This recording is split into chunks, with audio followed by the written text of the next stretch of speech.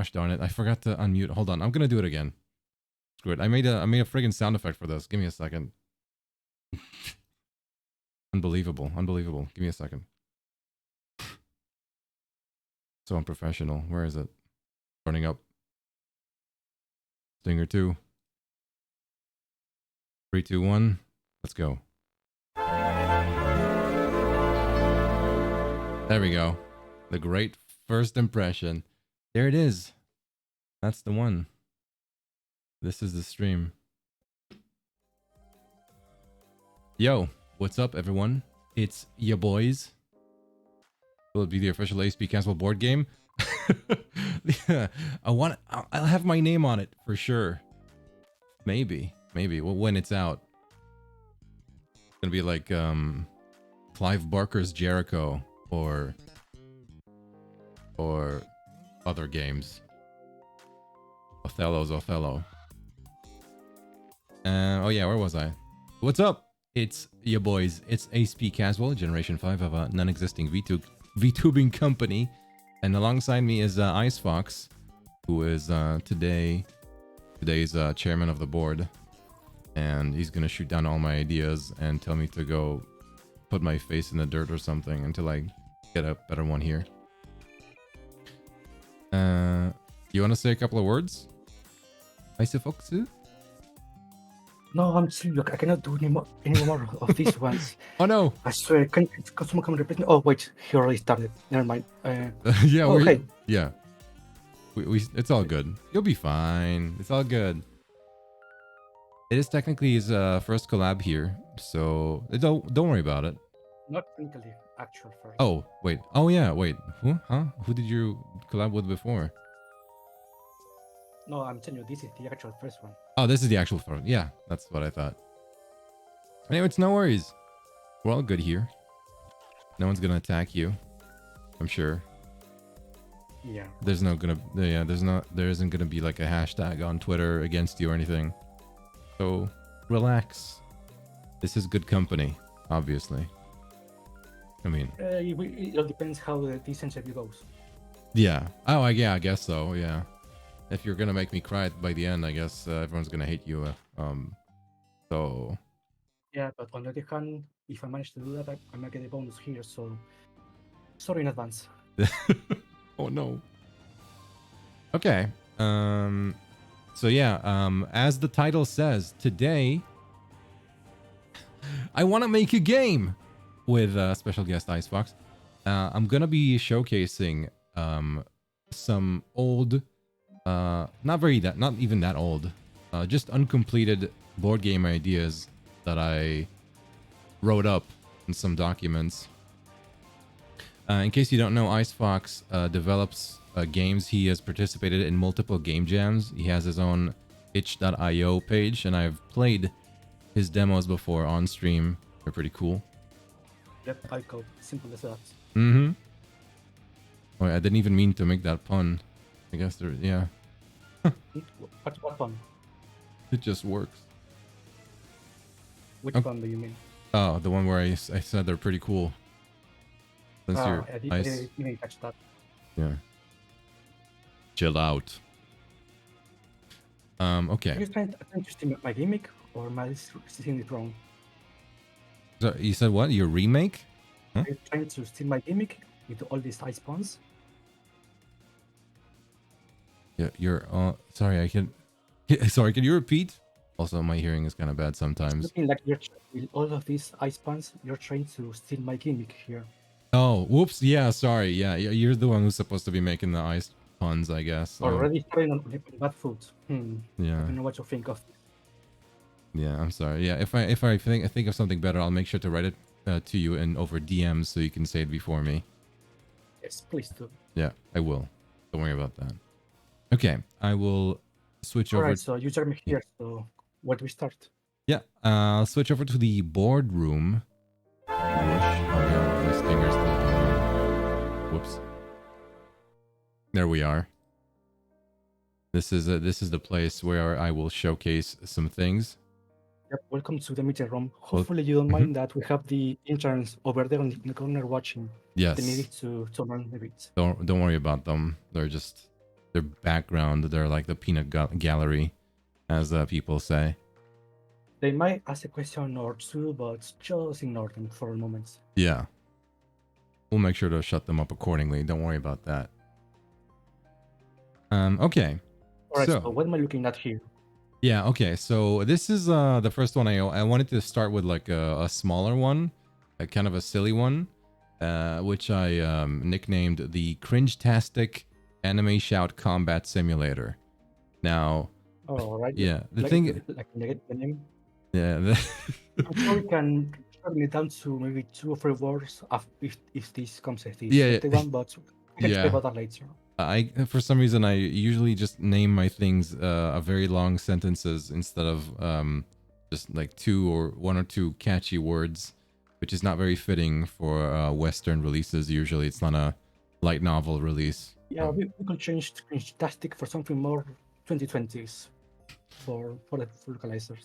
Oh God, just don't. Oh, wait, is it gonna be like? Please don't mix in any gyat or words like that. Interesting. No. Are you perhaps interested in some position with marketing? We could use someone like you. Oh, Gatastic. I don't even know what the second word. Well, I guess I'll just explain to you what this game is and how it works, and then we'll figure out the second word Right, after again, Gatastic. please do so. So yeah, for this game specifically, what I wanted to do, I don't know if you realize, but sometimes I like making like combat noises. Hey, what's up? Snowmilk, what's up? Oh yeah, what's up everybody else? I forgot to like say hi to you guys. Hello, Konkuro and Shabby and Clonk, of course. Yeah, we have a favorite group of interns here. Hopefully, you don't mind them. Yeah. Oh, Gyatastic. Oh, Snowmilk. In case you don't know, Gyat is kind of like 2020 is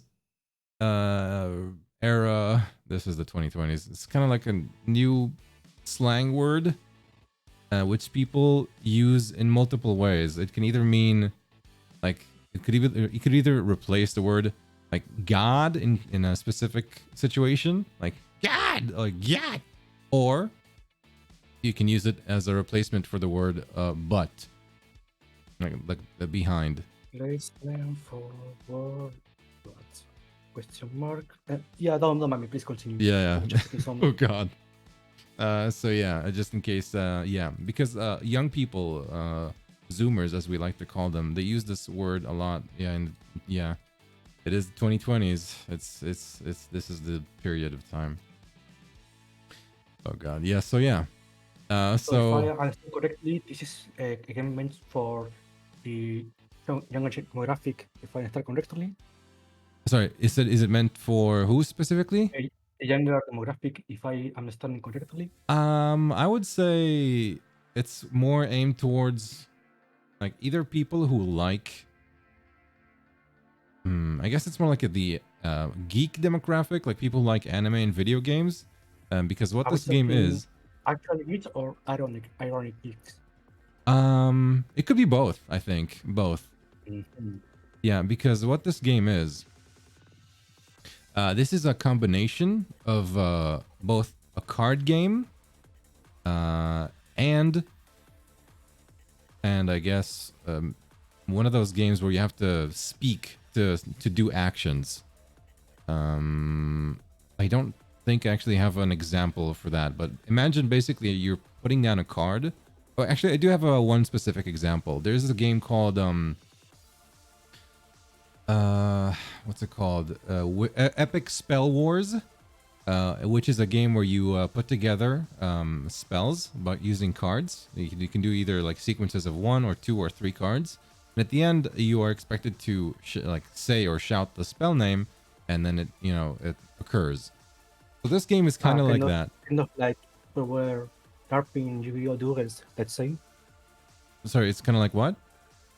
Like those people that LARP Yu-Gi-Oh! Duels, you will say. Sorry, hold on. I couldn't really hear you well. Can you repeat that? I'm sorry. Sorry, the microphone, it's too far. You can Oh, hear it all the way around from the room, sorry. no worries. It's all good. So the way you mhm. talk about this mechanic, it's like you see those people you see playing Yu-Gi-Oh! Duels that shout out the cards when someone hits. Yeah, it's kind of like that. Like people who like to shout out the move names or attack names, things like that. So they either do that ironically or unironically. So in this scenario, what people get is cards that specifically say the the thing that you're supposed to shout. So for example, I have here there's a card that has like ha. There's one that's just like huh. And there's one which is like a charge up noise where you do like like that. This could be easily rethemed to like a Dragon Ball Z setting, for example. We could check out the American area without them. Sure. Yeah. Interesting. Kids love DBZ of all ages, obviously. People want to shoot Kamehamehas and whatnot. So yeah, I made an example here about like a gameplay element. So like I said, what I wrote down is that it's a card game. Players take turns playing their shout cards on the table to complete sets and damage their opponent until only one remains. Now, I don't know if this would be like a big multiplayer one or just 1v1. I guess 1v1 works best in this scenario. But maybe not. A couple of questions. Yeah. If the player whispers these calls, would it have a different effect, or does it not count? I don't know. I guess it just depends on the house rules in this situation. Because, you know, some people aren't really comfortable actually making those, shouts and whatnot. Or maybe you don't want to anger your parents as a kid screaming in your room. Not that it's going to help anyway. You're going to shout in your room anyway because you're a little kid and you don't friggin' care. Right. Yeah. And the winning condition for this game is when the one player manages to out-cringe the other one? No, actually. I think this is like a cringe-tastic game because of the things you do in it. But you're supposed to just damage the other player until they die because this simulates an anime-ish fight. That's like the point here, like either martial arts or like a DBZ battle where people do moves or fire beams at each other until one just gets knocked out. That's the win condition. Kill them. Right, and this damage it's with some kind of point system, or is psychic damage caused by the attacks shouting? Oh, you mean like how you separate like the good cards from the bad cards? How they gain? I mean, how do you measure this damage cause? Yeah. So what I did basically, I separated between regular attacks, like the basic attacks. There's gonna be unique attacks, and I think there was like was there an ultimate attack? Big store. To switch out their own cards. Unique attacks is a smaller deck. Okay, I guess it's just unique attacks, and some of them can be used as a finisher. So yeah, players can complete sets. Like for example, what I wrote down here.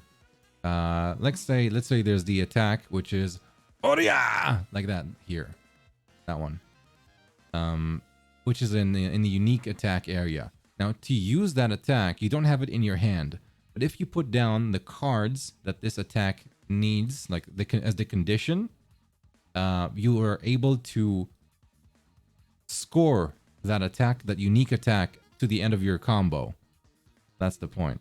It's like you're putting down, like imagine if you were, I guess, mixing like elements for something, and then you get one big boom at the end. That's the point.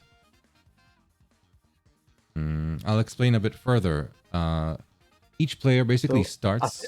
Aside from these shouting attacks, it's just a regular card game. It's basically a card game, but you're supposed to do battle noises. That's like the cringe element of it. Like a fun little game. I would say this is a very light game, like one you could consider as an opener, because it would be very short.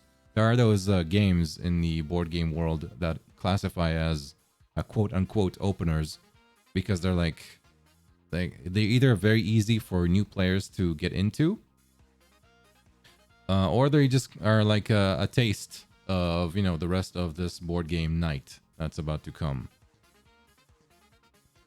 Right. So in the end, you should say this is a game targeted more towards kids than, I or wouldn't say maybe kids teenagers. specifically. I would say people just well, it could be kids, but it would be just people who like this specifically, which is, like I said, it's geeks, anime likers, and, you know, video game likers, kind of like that, ironic or unironic. Okay, so far so good. Yeah. Anything else you'd like to add? Yeah. So yeah, I did say, like I said, you can you start with the basic cards, and you can replace the basic cards with other basic cards that are in on the board. I guess it's not specifically a board. You just have this stack of cards, and you open a few cards on the table, and that's kind of like a store. Like if you're familiar with deck building games, those usually have a store where you go to and you expand a specific currency or replace other cards, or, you know, get rid of old cards so you can buy new and better ones. So what I meant to do is, like, you start with basic cards and you can replace them one by one. And I thought this game would be maybe better if it wasn't specifically turn-based, but rather in real time. Those games also exist, by the way. There's a game called I forgot what it's called, but it's like it's like a fighting game in card game form, and you can play it in real time as well. So you just put down cards one after the other, and then you see, after everyone has expended all their cards, you see who remains on the battlefield, or who did the most damage, and that's how you know who wins. I see. But It sounds it's a bit cool. too chaotic to translate to a proper video game, to be honest. Yeah, I don't know if I mean, it could work because of I did imagine, like, I could show you what I thought. Like if I wanna Yeah, please don't mind my notes. yeah, sure. So, like, if this were to be a video game, like what I imagine the screen to be, let me put down like this is like the screen, okay? Let's say you have a hand of a few cards. Like, imagine, like, I think, what's it called? Slay the Spire has this hand of cards that you see at the bottom. A lot of card games do They this do. nowadays anyway. Yu-Gi-Oh! And Hearthstone. So Yeah, you have... every Spire clone has something like this. So I thought, okay, you'll have the board here. Maybe you have the stack of cards here. And you'll have the cards, the cards from the store available on the board. And then, let's say, whatever player icon, it doesn't matter. What you'll be doing is you want to complete sets so you can score better damage. So you can replace one of the cards with a card that's on the board. They basically get switched. And then if you have the right sequence, let's say 1, 2, 3, then you got this fourth one. Now you can put them all down on the table. Like 1, 2, 3, 4. Now you can take this. If this is a unique attack, maybe we'll separate the piles. But if this is a unique attack, you can now place it as the 5th card to finish your combo. That's the idea. I see. Yeah. So one couple of questions, Mm-hmm. if you don't mind. Sure. As you said, this game was a bit more real time than turn-based, right? Yeah, I think this could work in real time. Maybe if there are like multiple So in players. that case, what Mhm. will stop the player from just picking up cards from their deck as many as they want? No, so yeah, so what I wrote down here is that you can only replace one at a time. You have to make sure you only have one card in your hand. You place it down on the table and you pick up the other one that you need. You can't put multiple ones at the same time. That's a rule the game has. So there's a limit to how many cards they can draw to their hand. Oh, like how many they can have in their hand? No, they have to Yeah, that was replace my cards. They can't take more. They can only put one at a time and take one at a time. That's the plan. I see. So it's a set limit. Yeah. Okay, and another question that I don't think you mentioned it. Do some of the cards have some already established characters? So you said something characters? Yeah, do these cards, some of them have some already established characters for their design or such? Like if there are unique characters with specific powers? Yeah. That's the thing. I think this could be something that's possible. I didn't really get that far. This is very unfinished. There's only like half a page here, basically. But Because my next question, boss, is if the player will have to also roleplay as that character that they will to the card. Yeah, I think that'll be the best. That's the best part about this game, like having fun with the voices for the characters. Do they get extra points or something from that? Is there a voice? You mean like is it gonna play Do they get, like in a do video they get game? some bonus points from doing that? A bonus points. I didn't think about that specifically. Play them. Oh wait, charge grunts add attack power, jump grunts. No, not specifically. It didn't make it so that they add anything. I guess people could just play this game quietly if they want. But I think that's like this is a part of the fun to be able to, you know, shout things out like that. And I added like what I had as an idea here that I wrote at the bottom. So, whoops. Is that maybe we could have separate classes like people that use. Yeah, don't worry, we spells. don't judge grammar here. Sorry? Don't worry about the grammar, we don't judge that here. Oh, okay. Yeah. So yeah, that's the basics of it. This is the game that I thought of. One of them. Yeah, I could see having to do several changes to make it some more potential for the video game. Okay. Oh, is that okay? Is that it? I thought you want to say the changes.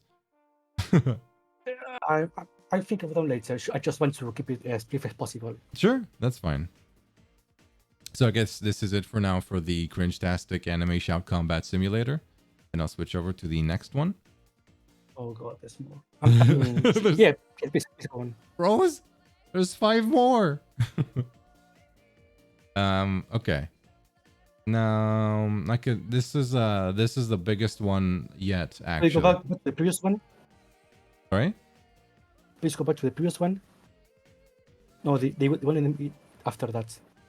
I saw something else for a moment. Okay. Hmm? For this one, you showed another document. I was just, oh, interesting. Game design. You wanna pick yourself? Oh, Oh god. that one didn't pique my interest, but please talk about this one instead for now. Okay. Should I go with another small one then, or should I go for the biggest one? No, just go ahead for the big one. I'm sure we can Okay. settle it. Then I'm gonna go with. Are you winning, son? I'm winning. Oh wait, why did the sticker not appear? Huh. Oh, I know why. Whoops. Okay, now the sticker should appear. Okay. Ultimate ripoff, battle royale, cringe-tastic. Okay. The next one I had. Let's talk about this one. The disc collecting dungeon crawler, inspired by Dragon's Crown. Oh, or you can abbreviate it as DCDC or DCDCDC. Dragon's Crown. Wow, what a bold statement. Let's see how it holds up. Yeah. The thing about this game is... Okay, I don't have any pictures in here. But I got inspired by another game I saw. A local one. Where you had these discs. Oh, what's up, Slushy? And Regulus, good to see you guys. I was inspired by a game which is... Basically, you had these small plastic discs.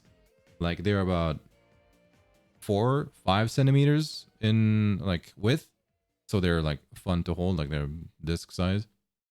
And they had these magnets at the bottom, and you in that game, what you're supposed to do, it's a sort of like a memory game where you're I think it had some sort of well, there was a die and it had colors on it, and you were basically supposed to collect other discs with the same color or symbol.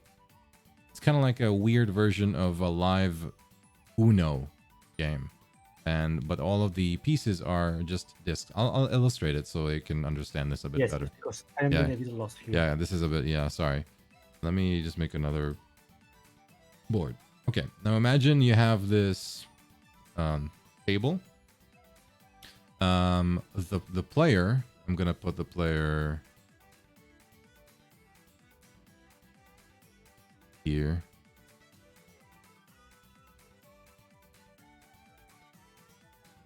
The player has in his hand a small plastic disc that has a magnet. Okay, that's what he starts with. It's not the disc that they put in their arm, something that you will see in Yu-Gi-Oh, for example. It's not like that. No, it's not. No, it's not something like they equip. They just hold it with their fingers. Yeah, and on the table, there would be, like in that game specifically, there's just a pile of these discs, and when a die is rolled, it has a specific color or symbol that appears on that disc. They're supposed to use the magnet, like they just take the disc, they put it over the other disc, and it just gets magnetized to what they are holding. So they're just making stacks of discs. This is that game. So you end up with like a little stack, which kind of looks like this at the end because of all the magnets. And I think there was like a timer in that game, and the one who has the most discs at the end basically wins. So I was inspired by this only because of this magnetic disc concept.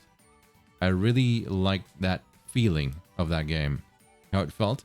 But besides the feeling of the disc with the magnets, the game is just super simple. It's just aimed at kids. So what I wanted to do. Is there something at the top of the disc that will determine which one do you pick? What do you mean? Like which? What about? What do you use the dice for? The die. The die either has a color on it, like for example, red. Oh, it's not numbered. Yeah. I think each face of the die has a color and a shape with a color, and maybe something like this, and that's just the face of a die. That's one face. And then if the disc has one of those shapes, for example, like one of the discs on the board has this on it, but then it has other shapes like, I don't know, orange square, you can still pick it up because, oh wait, it has to be like what you have on your, I don't know, I forgot. I haven't even played that game in like a long time. But that's besides the point. What I really just wanted is the discs with the magnets on them for my game, which is completely different. Right, some of the things you mentioned, it's that this is a 1v1 game, right? It's a 1v1 game. Yeah. In this one, I'm not sure if you mentioned it, or it's just single player. Sorry, what about the player? Is it just single player? Or no, it's not single player. Oh, you mean my game? Yeah, this one. No, this one. I mean, I think it could be one player, but I specifically wanted to be like a dungeon crawler with friends, like a multiplayer. Right, so far you explained the disc part, but yeah, just the disc, so you can understand. Where will the dungeon crawling part come? Oh, Yeah, that's where we yeah, okay. This is where I'm getting. So this is basically a dungeon crawler where you collect discs to power up and clear the floors of monsters. What the original thought was is you basically beat a monster and then you put like the monster's disc below your player's disc, and then your disc pile slightly gets bigger and bigger as the more you play. And then you can expend those for things like their money. Let me tell you specifically about the board. Yeah, the board is like a grid. Let's say I'm gonna go a bit smaller here. Oops. Like imagine the board is like this, and it's like a dungeon. Oops. Yeah, I'm seeing it. Okay.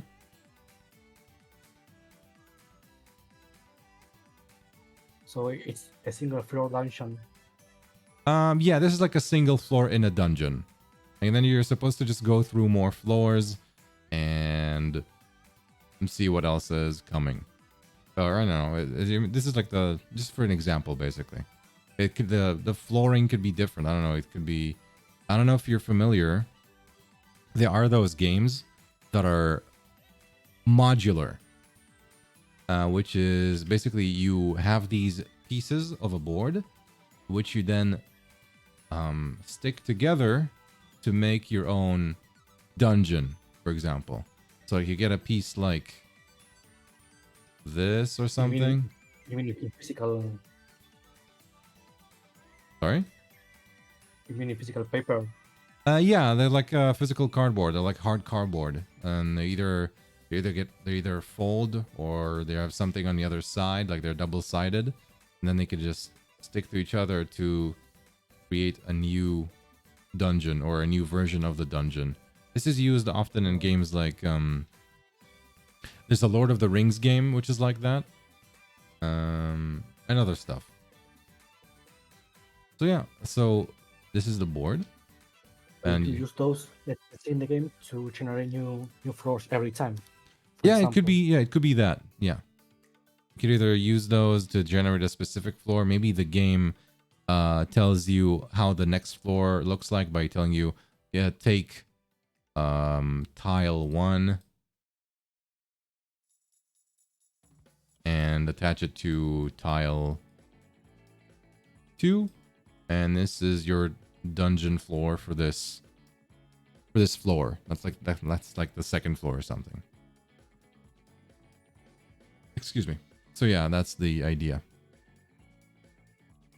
But in this game, what would be the victory and defeat conditions?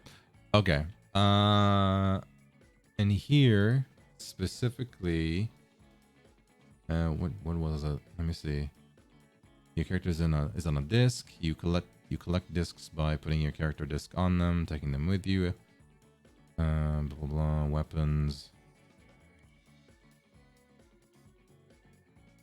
Okay, maybe it was just. I don't think I actually put down a victory condition because this is one of those unfinished ones.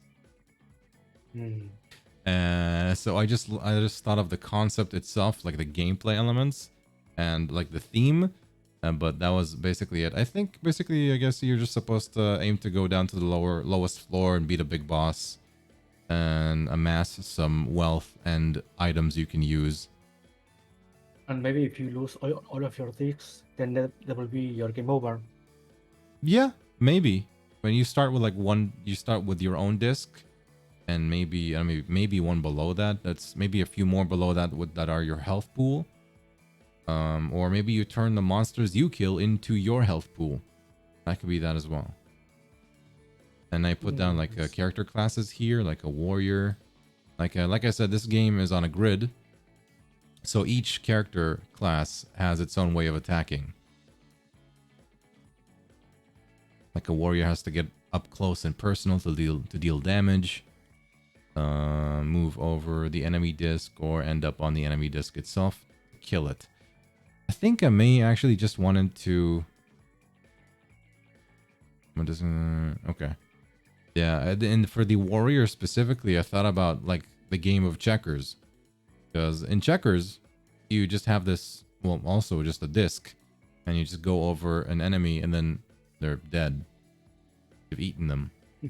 So maybe kind of like that. But the archers kill from afar. Sorry? What was that about eating? Sorry, can you repeat? What was that part about eating the enemy? What about the enemy? Did you say something about eating the enemy? Hitting the enemy, yeah, like hitting. Yeah, just hitting them. Yeah, either hitting them like from up close or from afar with a bow and arrow, or I thought you said eat. So. Oh, whoops. So yeah, yeah. I mean, that could be a mechanic maybe for another class. Sorry, what about the other class? Maybe that could be a mechanic for a future class. What? Which one? That thing about eating the enemy. Yeah, maybe. I guess so. I put down like a several. Basically, I put down all the classes from Dragon's Crown here, like archer, warrior, wizard, thief, barbarian. Not exactly, but I guess if you could classify dwarf as a barbarian. Right. Since you mentioned that Dragon's Crown, how much will this game have regarding the quality of its food? Will it look good? Will it have plenty? I think so, yeah. I mean, I really like the arts from Dragon's Crown. What I thought for the I can assure design. you most of the budget we have to go for that artist. Oh yeah, I mean, yeah. But you have to spend money to make money, right? Yeah. But I mean, yeah. Basically, what the plan was is to have like the character artwork on the disc, like a headshot, like allow this crude drawing, like a face here, and you could have maybe monster faces on others, and you can have like a treasure chest on one disc, things like that. And now this is a monster. You said this will go on the title screen, right? Or where was it? Yeah, this would be on a grid. Like the enemies would be on a grid. Like each disc will occupy a space on the grid. The players will, and then they can move around. This disc will represent the character, for example, the classes. Yeah, exactly. This is a character. Is there any possibility that some of them will have some rare chance of having some fan service art? Fan service arts? Sure. I mean like instead of just a headshot, like to have a bit more of like. Yeah, maybe some pose, maybe show some muscle, you know. Yeah, I mean this could be a thing. You have to consider how large it is, because on the discs there aren't any character models in 3D, though I guess there could be since you're just controlling them. Like for example, it could be, if this is a player characters, maybe they could have like a model here, but this makes things a bit more expensive when you make it, because instead of just having these very easy to make pieces, like you could either use blocks of wood or just plastic with stickers on them, and you have to make like a whole model and print it out, make sure it stays safe in a box. We could make them pay more extra for that. Yeah, I see. Yeah, it's a bit more of a commitment. Well, the disc. We think I brought that down. Yeah. Yeah. Other games, what I've seen, for example, there's this game company called Level 99. What they have is that, well, they publish a board game. The board game comes with the standard pieces, and on their website you can just buy upgraded pieces. Like instead of, excuse me, like for example, they do also have a game which uses these small round pieces,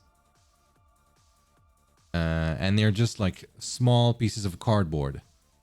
Like I don't know, it doesn't matter. They're small pieces of cardboard, And when you buy the upgrade, it's basically now small discs of wood instead of the small pieces of cardboard.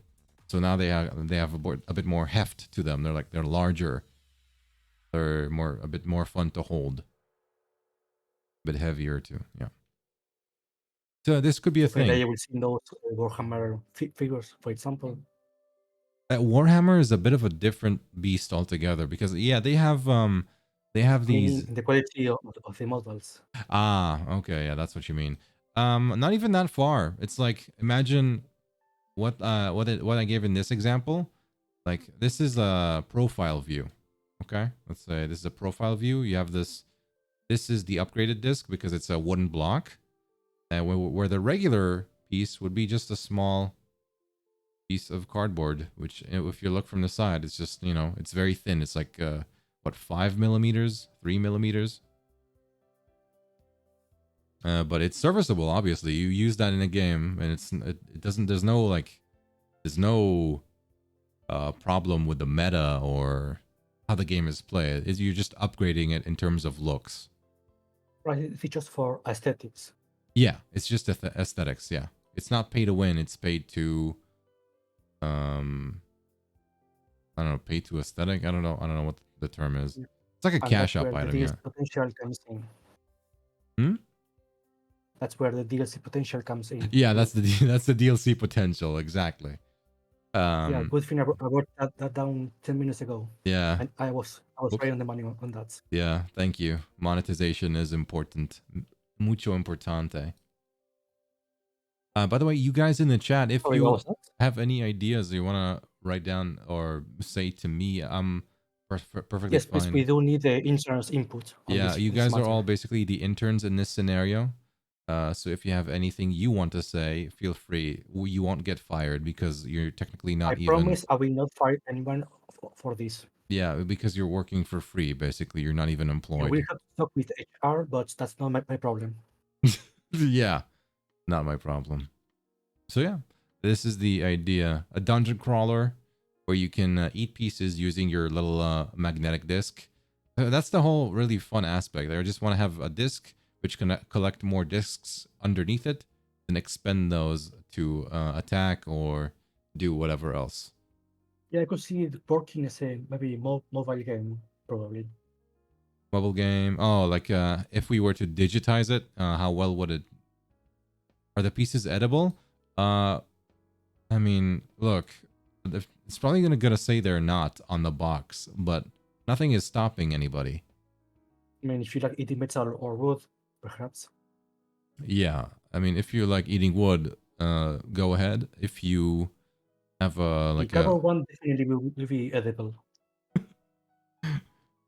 It would be pretty funny. I think there are those places like what are they called? Confectionery makers, like chocolates, where you can just commission like game pieces, and then they just make them for you, and then you can just eat them. I think I've seen that before. That's pretty funny. Maybe it was just on a wedding cake or something. Yeah, I could see it happening. Yeah. Or maybe in a fit of rage, you eat this one instead of the real ones. Maybe. Dungeon crawling O's. Ready to eat. Yeah, man, I'm full of good ideas today. Yeah, good ideas. I should make, that's why I'm in this position. Yeah, I'll write this down. Make them edible. This is a good take here. Okay, so this is this game. Do you have any closing comments on this game in particular, or any questions about it? Questions about this? No, I think my closing statement was that I could see mostly happening as a mobile game. Okay, that's cool. Yeah, I guess if you can use your finger to like tap on the grid and make them move. Yeah. Exactly, yeah. Or you can just I mean, there's this thing in Yu-Gi-Oh! Master Duel, which you can just click, like hold your thumb or hold your finger on the card and drag it to the board to where you want it to go. You could do that as well, and just for like fun. Also, this being a mobile will give us the chance to adding some gacha mechanics to roll in some better figures. Yeah, gacha mechanics. This is important because people want to get those good Wait, ass I have to write JPEG that down. PNGs. Thank you. Ooh, roguelike. Yeah.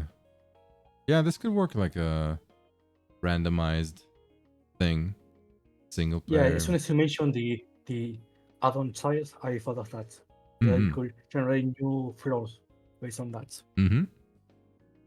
Okay. So this is the disc collecting dungeon Yeah, this thing crawler. also needs some heavy work to make it playable, but not bad. Yeah. Okay. So that was that. I'll switch over to another one. I have oh man. Let's go to King of Games, a Yu-Gi-Oh ripoff card game using a trump deck. Trump deck is what I'm using to say just a regular card game. Like, you know, we got 1, 2, 3, 4, 5, 6, 7, 8, 9. Jack, Queen, King, Joker, and the aces.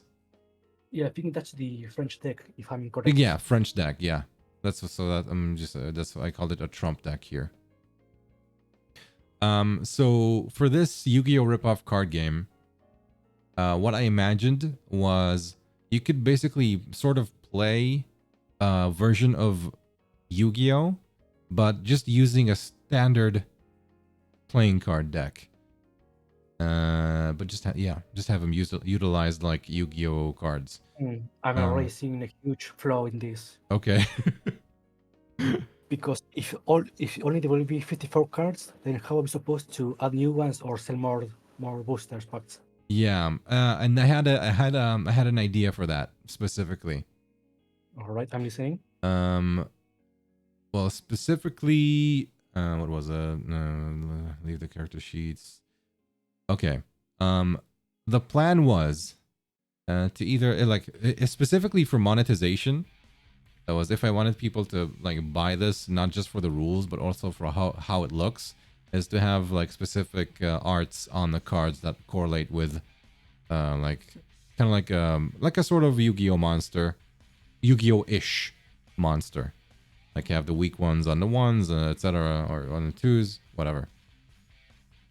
And you could that deck, the game you're buying, would also come with very unique cards that don't have a specific place in the trump deck, and those are like for the very special summons.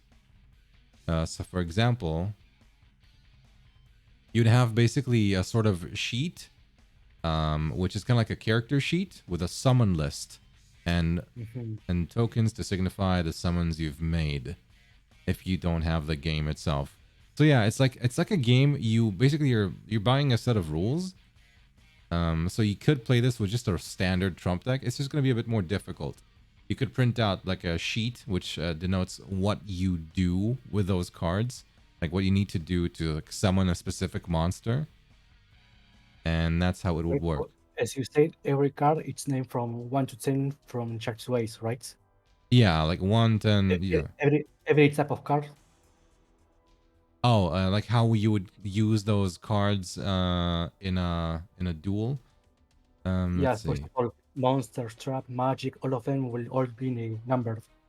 Yes, that's like the point. I think what I wanted to do here, it's been a while since I read this actually. But what I probably wanted to do, let's see, magic trap, gamble zone, monster zone, graveyard, dealer zone, and a player's deck. A dealer zone is for the various card dealing plays. For example, oh god, yeah, I made I made different gameplay modes as well. Like the game would be played sort of asymmetrically. Like for example, a player could choose to play in a sort of blackjack method, where they basically are playing blackjack to summon their monsters. The opponent, They have to come up to 21 to summon the monster. Yeah, like that. Yes, that's like their gameplay, and the opponent would play the dealer on that turn, It would deal one card face up and one card face down. Only the dealer can see what's on both cards. The blackjack player decides whether to hit or not with the rest of the cards. But also made some, I guess, new ideas here. Yeah, something I'm not sure if it's mentioned there, but do the different suits have a different effect on the cards? I think that For was the example, point. Yeah, Cloud, Spade, and such have any differences. that's what I remember doing. Yeah, that you would be able to use like the small regular single cards as either like weak monsters or as spells or traps with specific effects. They're kind of like pre-built for your specific character that you're playing. Like for example, I said you're But I playing. mean, Mhm. if you had a 5 spade, how different would it be from a 5 of diamonds, for example? Oh, Since you're using the deck as space for the game. I don't think I actually came up with a specific list of effects for the cards. There's card battle mode, gambling mode. What happens when a player attacks a no-hand defense? Oh god. Yeah, there's defense position, there's attack position for the card. Yeah, kind of like a...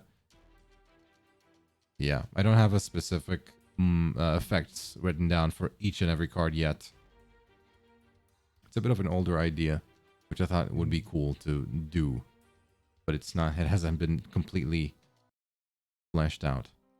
Right, and all of these different game modes that the player can play, are they decided already decided in a list by the game, or do the players just choose whatever they want?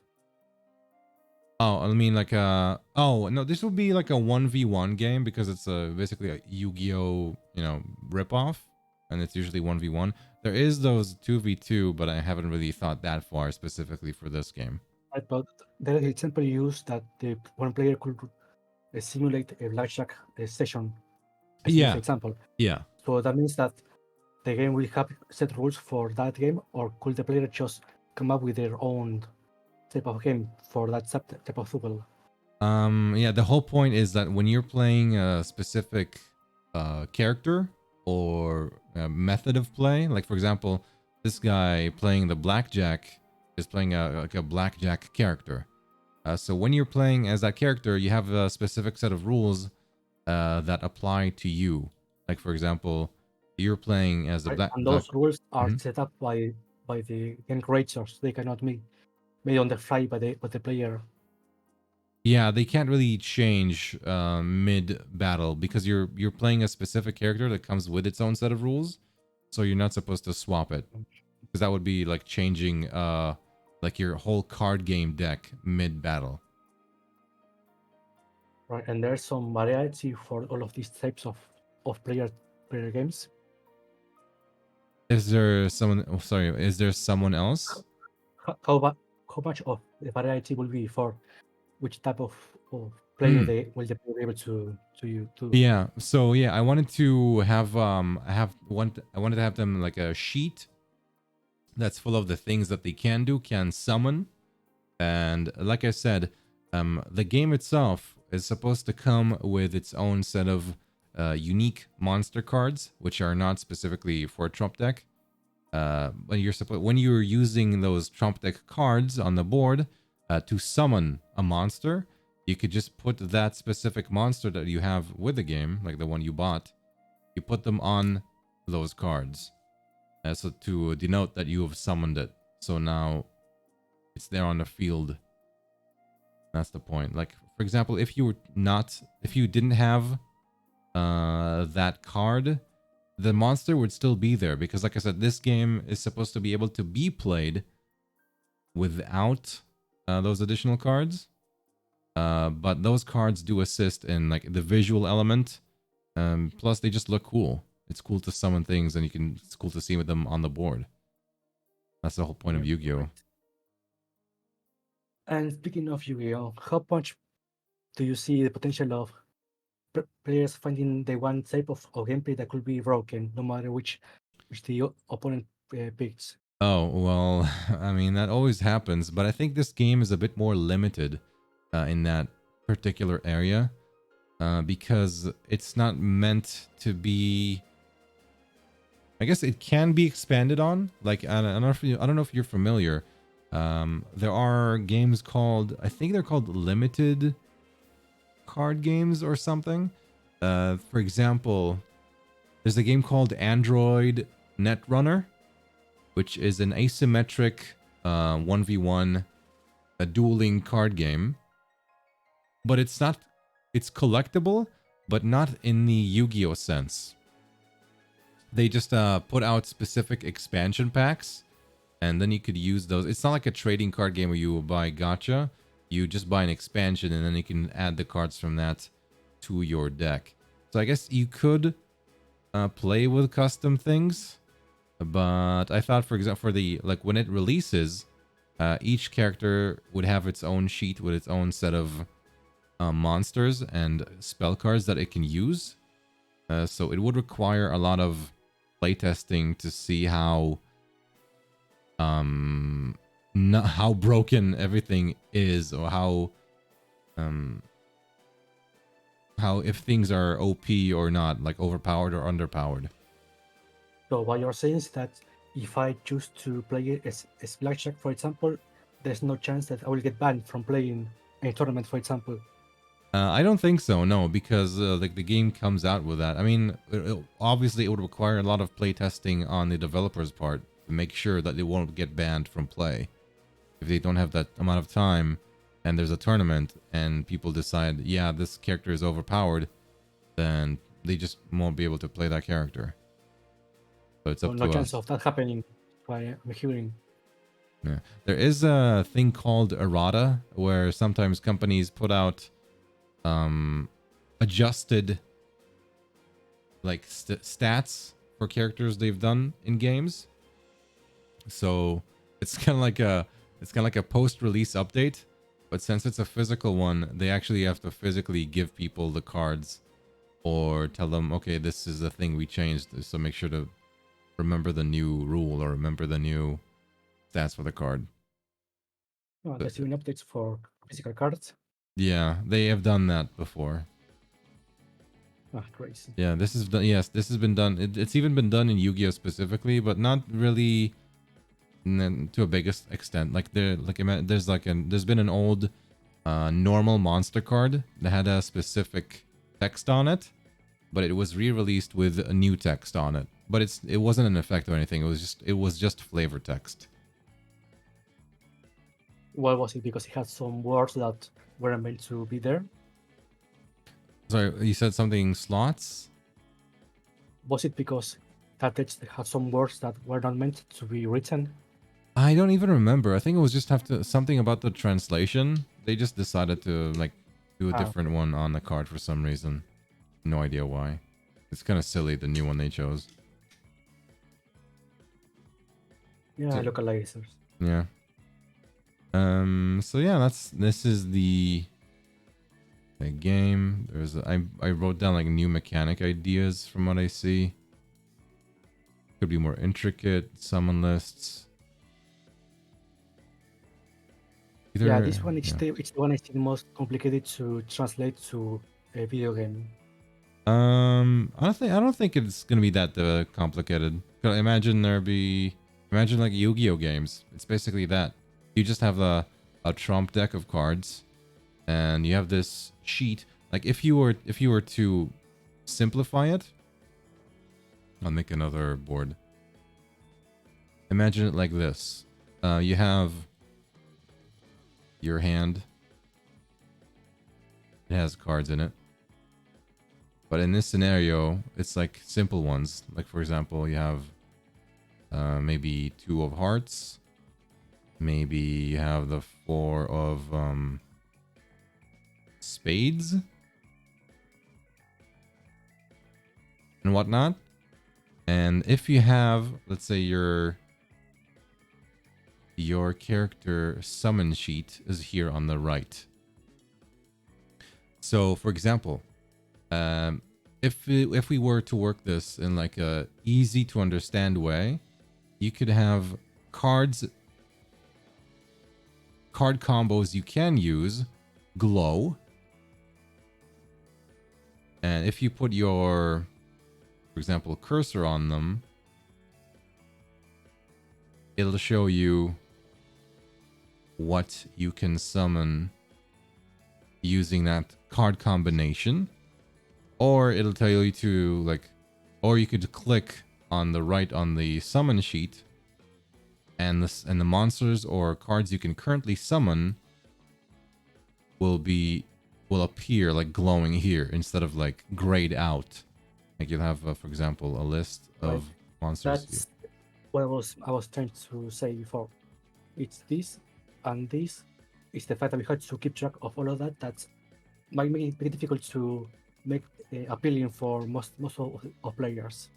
Well, oh, will it? I don't know. I think I know. Because when you look at things like Master Duel, Yu-Gi-Oh! Master Duel, what it did to simplify. But those are people that have already played card games. I don't know. I think this is I don't know. I guess it would require some testing to see how they would react. Because if somebody that hasn't played a card game in their life will download this app and play it, they will be surrounded by all of these states they have to read, understand, and that will be a bit too awesome for a first-time player to keep track of. I don't know. I think it's. I think when you have things that are glowing, like a big, like for example, again, if I'm using the same example here, you have these cards in your hand. If you have this, it may glow, but inside of the glowing, there will be text, and all of these text. No, don't have the text there. I'll say just have the big picture of the monster here or something, and then if you were to click on it, whoops. If you were to click on it, it would show like a text box here that says what it does. Yeah, that's what I mean. How big will that text be? I don't think they're going to be that difficult though, because this game is a bit more simple than Yu-Gi-Oh. There isn't much like solitaire, discard this card to get another card, or summon something from your deck and then do another thing from your deck. It's not going to be that crazy. Usually you so keep there will be no wall text in every card. Are there going to be what? There will not be wall text on every card. Yeah, that's the point. I don't want a wall of text. I want it to be a bit more simple. Yeah, me neither. Yeah. But in case you need to. Yeah, I think that will be an issue with this game. How to have a balance between not having to explain too much, but also being able to be clear enough about what every card does. Like, sorry, can you repeat? That I believe the big issue in this game is trying to keep a healthy balance between not having too much text to explain what we do for a card, for the player, and being clear enough that you can do all of these effects on screen. Yeah. I mean, yeah, that's like the point. If you like, I want this game to be easy to pull out and play in a way where you just have this like list of things that you want to put out during your match. And so you just like aim to get the right cards. Yeah, that's my main concern, that you have to pull out this every time you want to know something. No, I think what this thing on the right here, or this library of sorts. Because when I see that part, all I'm thinking of is that I am opening a wiki tab on the browser to know what this card does. I see this a bit differently. I see this as like think of it more like a library of things that you like own. Like for example, like the big monsters or spell cards would appear here, and they would be grayed out, but like they would glow if you, or I don't know, maybe semi-glow if you have some of the materials, or just glow if you can simply bring them out using what you have. And you could just click on the thing you have here if it glows, and then it just asks you if you want to summon, if you're sure you want to summon the thing using your materials that are in your hand. But it will also have some description for every card that you own, right? I guess so. Like if you click on it. Yeah, that's where I was going. I don't think it should be that big though. I mean, it's not gonna be. Yes, I was saying this one will need a huge UI and UX work. Yeah, it would need. Yeah, like if I mean, it kind of work. The people, like in Yu-Gi-Oh! Master Duel, they do have a UI that works on mobile devices. So I think it can be done. Yeah, for this one, I will say focus on making it appealing for that type of player that already has played Yu-Gi-Oh, for example. Yeah. I mean, yeah, I guess that's like it's appealing to people that want to play maybe a simpler game of Yu-Gi-Oh or something.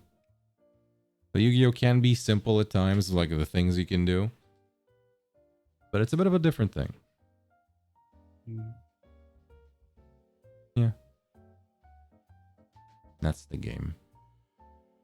King of games. Yeah, so far I will say this one is the one that will take the most work. Yeah. Compared to the others. Maybe. Like in terms of UI and design and everything, yeah, I guess so. Also, having played a card game in years, Mm. so I'm completely lost. Mucho texto. Demasiado texto. Mm-hmm. Shit, you may speak Spanish, damn it. Okay, so I guess that's that. I can skip over to the next one. Right, we are halfway, right? Yeah, we already talked about 3 out of the 6. Yep. All right. So, which one do you want to talk about next? Okay. There's I had this idea. Let's go, I guess, with the front pagers, the streamer battle game. Oh, interesting title. Yeah, all of the there's barely anything here. This is more like a concept. I just wanted to, I don't know if you're familiar. There are these games, these sort of meme games. They're called, and let me see if I can find one. Give me a sec.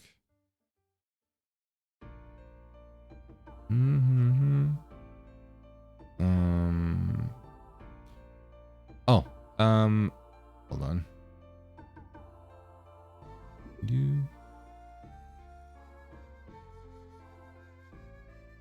I'll just check. There is a game called New Phone. Who This? Yeah, that's a meme. Yeah, so this is like a, oh yeah, there's also this, I'll put a picture on the stream so they can see. 1 second. Do.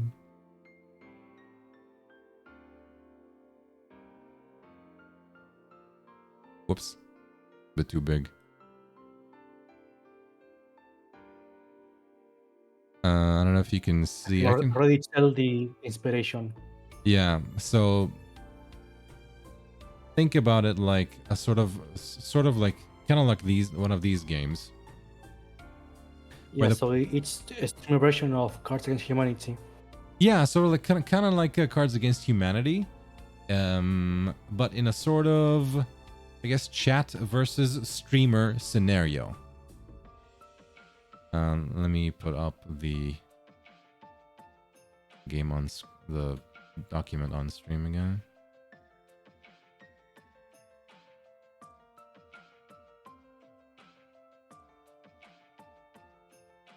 Okay, so the premise of the game is streamers trying to fish for front page viewers.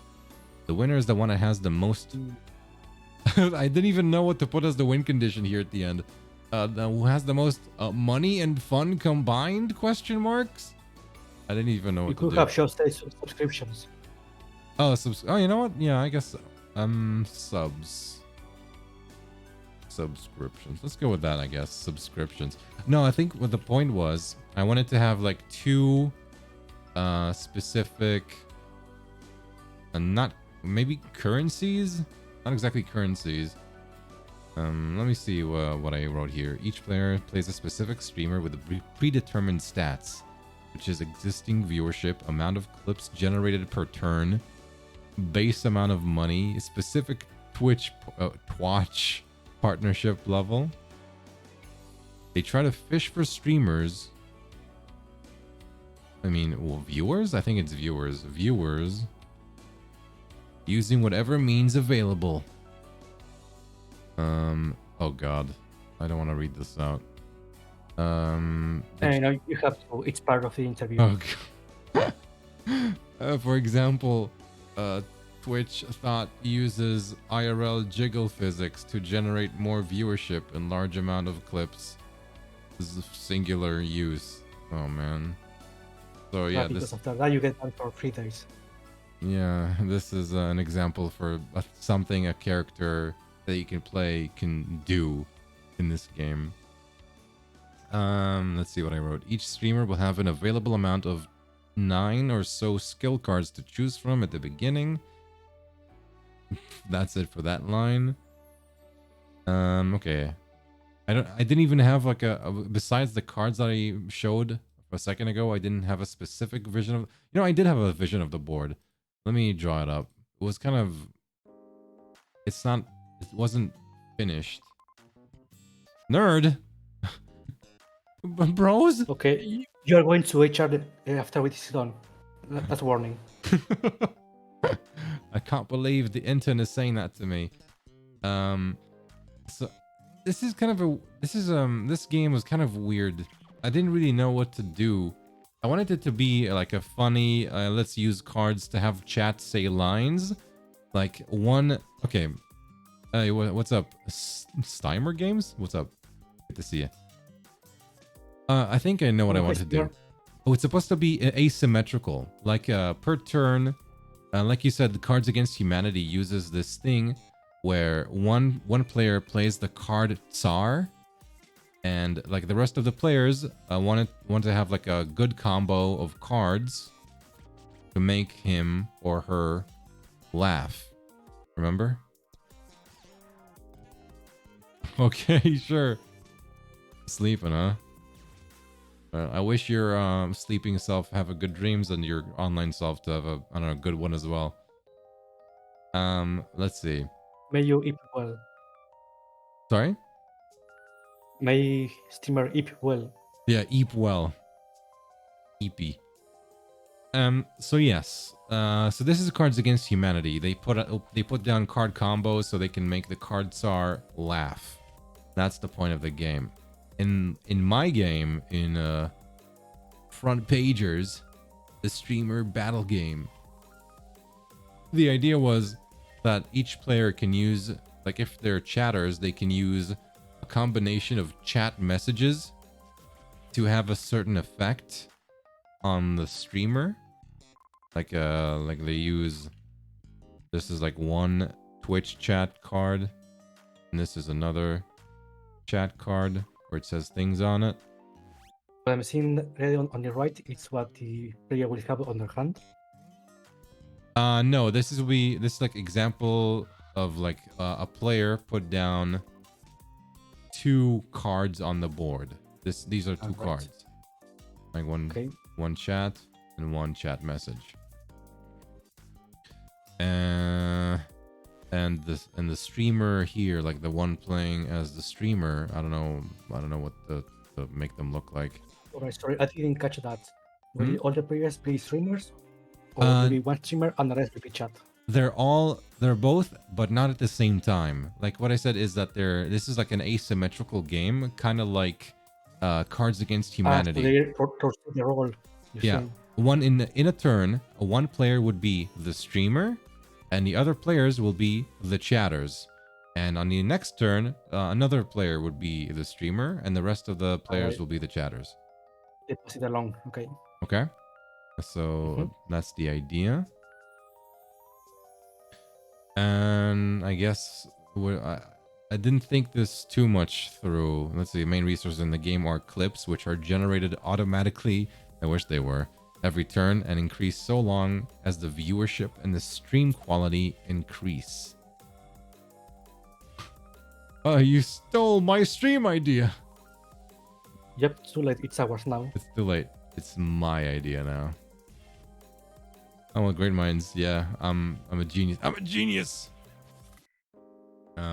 Twitch zings. Oh yeah, I guess Twatch zings. Yeah, I put like in this game, I put like different names which are kind of like what Twitch has in real life.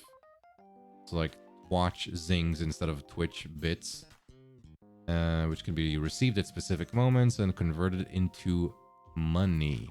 Or I guess in this situation, we can convert them into subscriptions so that you can have as many subscriptions as you can and just win using that in the end. That's actually not a bad idea. Maybe I'll write this down. Convert watch zings to subscriptions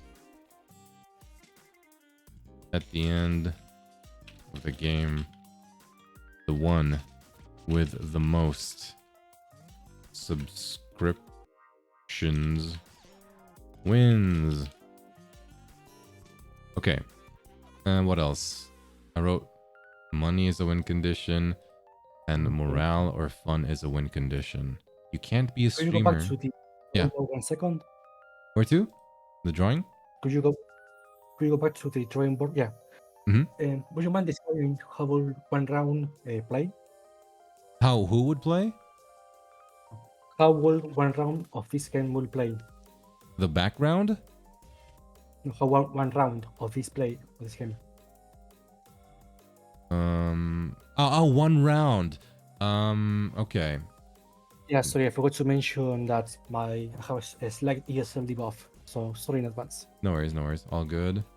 Let me delete this. I would say, let's say we have 3 players. 1, whatever, 2 and 3.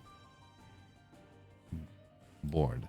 Now each player would have their own streamer board, which they use. So it's not one board collectively. Yeah, I think they would each have their own so that they can know how much, like they could use maybe dials or something so they can tell how many. Let's make an example of a board. They can use this dial to see how many zings or bits in this scenario they have. Like imagine like a dial, like a circular dial, and they can increase it.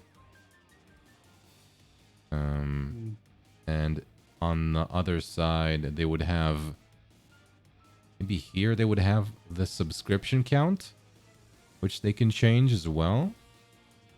And they could, like in a round, as a free action, they could just convert their zings into subscriptions, so that they get a better win condition. And I don't know what else. What else could I put here? I have no idea. Maybe their own set of cards, their chat cards, or something. Right. So the turn starts. Then what happens? Okay, when a turn starts, let me see. Maybe I'll delete this as well. Can I make this smaller? Oh, sweet.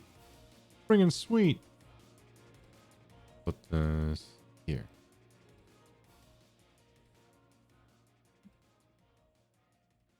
Okay. So in a round, the streamer receives perhaps the chatter cards. I haven't really ironed out how chat cards would work. I'm guessing it also kind of works like maybe they're supposed to gain a specific resource when they use them.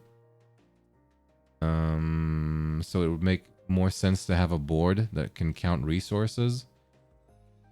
Because I want each chatter player to use these chat cards, and then I want the cards to generate something for either the chatter player, and maybe in return, like in Cards Against Humanity, the streamer picks out the best chat messages and then takes them maybe to his board to use them somehow. So it's kind of like a give and take. It's like you're spending something, but you're expecting to maybe get something later. I don't know. I haven't really ironed this out too much. Yeah, because you also need to determine how will the streamer of that turn gain the currency to win later in the game. Yeah, this is a bit of a tough one. I didn't really know what to do besides have like what I just wanted to have in this game was chat messages on cards. That's what I wanted. And I wanted somehow to involve the streaming as a theme, and that's why it's called Yeah, and front since you page. mentioned Mhm. chat messages for the cards, will the streamer of that zone be able to uh, block or delete the messages if it goes against the rules, for example? Oh, that's a pretty good oh, okay. Like for example, like not all cards can be positive chat messages. Some of them can be negative, and then the and then maybe the streamer can use like a moderator, like a Twitch mod action to delete those Yeah, for cards. example, if they That's pretty try cool. That's backseating or they spam the same word or they say one word that they shouldn't. a good idea. Mod delete. A good idea. We can write this down. Okay, so yeah, it can be done. Like I'm pretty open to ideas about this one because it's not finished at all. No, this is just me speaking out loud, but will all the other players be able to say cancel one or the other players streamers and gain Oh, the resources? like cancel culture? Yeah, Um, I mean, I'd rather not. Not really because of the implication, the political aspect, but rather because you're kicking one of the players out, like essentially, unless you give them mechanics to like redeem themselves and go back in. But I think that's going a bit too yeah, deep. that will stop making it more casual that we want to Yeah, in I'd the other rather this ones. game to be way more casual than that. Yeah, we could save it for a more, let's say, pro version later on, Maybe, I guess pro version. or Yeah, maybe an adult version will yeah, work for that. eh, everything can be done. So yeah, that's the idea. Yeah, I have to say, so far this one is it's the most interesting one to make into a Mm. game. If you could make it 4 players and with online multiplayer, Hmm. I would say this one will be a hit, especially with streamers. Yeah, this could be like a this is a streamer bait game if I have ever seen one. Yeah, so far this one is my favorite out of Hmm. the all the ideas. Yeah, it really needs a bit more thinking though. Like needs a lot more details ironed out so like can be Yeah, don't understood. worry, we can iron out the gameplay, but the concept so far it's pretty solid. Yeah, yeah. Thank you. Okay, so that's this game. The next one. Yeah, the next one is Team Fortress 2, the semi-modular point capture game for 2 or 4 players. Oh man, I wrote a lot. Oh my god. Okay, sure. So this game, I like TF2. I like Team Fortress 2 a lot. And I wanted Yeah, I can tell to, you wrote a lot. I quote that game a lot. I quote the videos a lot. I like the game a lot. Has great characters. People love Team Fortress 2. Everyone loves even people that don't play Team Fortress 2 like Team Fortress 2 because of the videos they've seen. Like I have an offline friend who loves all the Meet the Class videos, all the Gary's Mod, all the SFMs they've made because they're all funny. They're all cool. They have fun characters. People like it. What this game is, you're probably not familiar. There is a game called Neuroshima Convoy, which I put a screenshot of here. Interesting name. Neuroshima Convoy is a sort of asymmetrical game in the sense that you're one side plays aliens, alien robots attacking, and the other side plays the Earth resistance. And how this works is each player puts down cards on the opposite sides of a specific location, and at the end of a round, um, after all the players are done placing down their cards, the damage is calculated, and one side wins a specific capture area. And if the humans don't manage to save that area gets destroyed. And you can see on the left, like this card is flipped down onto its back to signify that it's been destroyed. So the humans basically want the aliens to not destroy everything, while the aliens do want to destroy everything. So I wanted to adapt this sort of idea for a Team Fortress 2 card game, which is semi-modular. And by modular, like earlier, remember when I talked about how you have board pieces, which you can connect, make another, I guess I'll just delete something. I don't have enough room. Yeah, sorry, we don't have a provision either. We're a small company. That's Hope you understand. I'm gonna just delete the first thing I drew. I'll just make it smaller. Or you can make another layer and hide these ones. Oh wait, yeah, I can do that. I forgot about that. That's a good idea. Wow. And okay, that's and I'll need you. No, right, sorry. Yeah, I guess we'll just there's that, and just hide the stuff, and I'll make a new layer. Here. Yeah. Okay. Oh yeah, so yeah, we talked about modular boards. What I meant by that was when I'm thinking about Team Fortress 2, I'm thinking about the maps in Team Fortress 2 and how back in the day you had these maps, for example, Gravel Pit, and that map you had the spawn and you had points A, B, and C at the end. Excuse me. So the players can capture either A or B. Those are both points that are available to them. And after both points have been captured, they can move on to C. So I wanted to have like a board which can be played that way, even though this map isn't really played anymore. But that's kind of what I wanted. Or that, or something else. We could have like, we could have something a bit more easy, like Dust Bowl, where players go to point A, then there's stuff, and then there's point B, and that's the end of the game if they win that capture point. Yeah, I could see it working as a maybe grid-based tactics RPG game, perhaps. Yeah, but yeah, instead of RPG, this is a Team Fortress 2 is a first-person shooter. So players just basically kill each other and then capture the points they were on. Maybe something more like XCOM, you were saying. Yeah, I would say, I guess it would be more like a strategy game, like XCOM in a way. Let me put this a bit smaller. But just like without the RPG elements, only it would have elements of stats or, health pool and amount of damage done.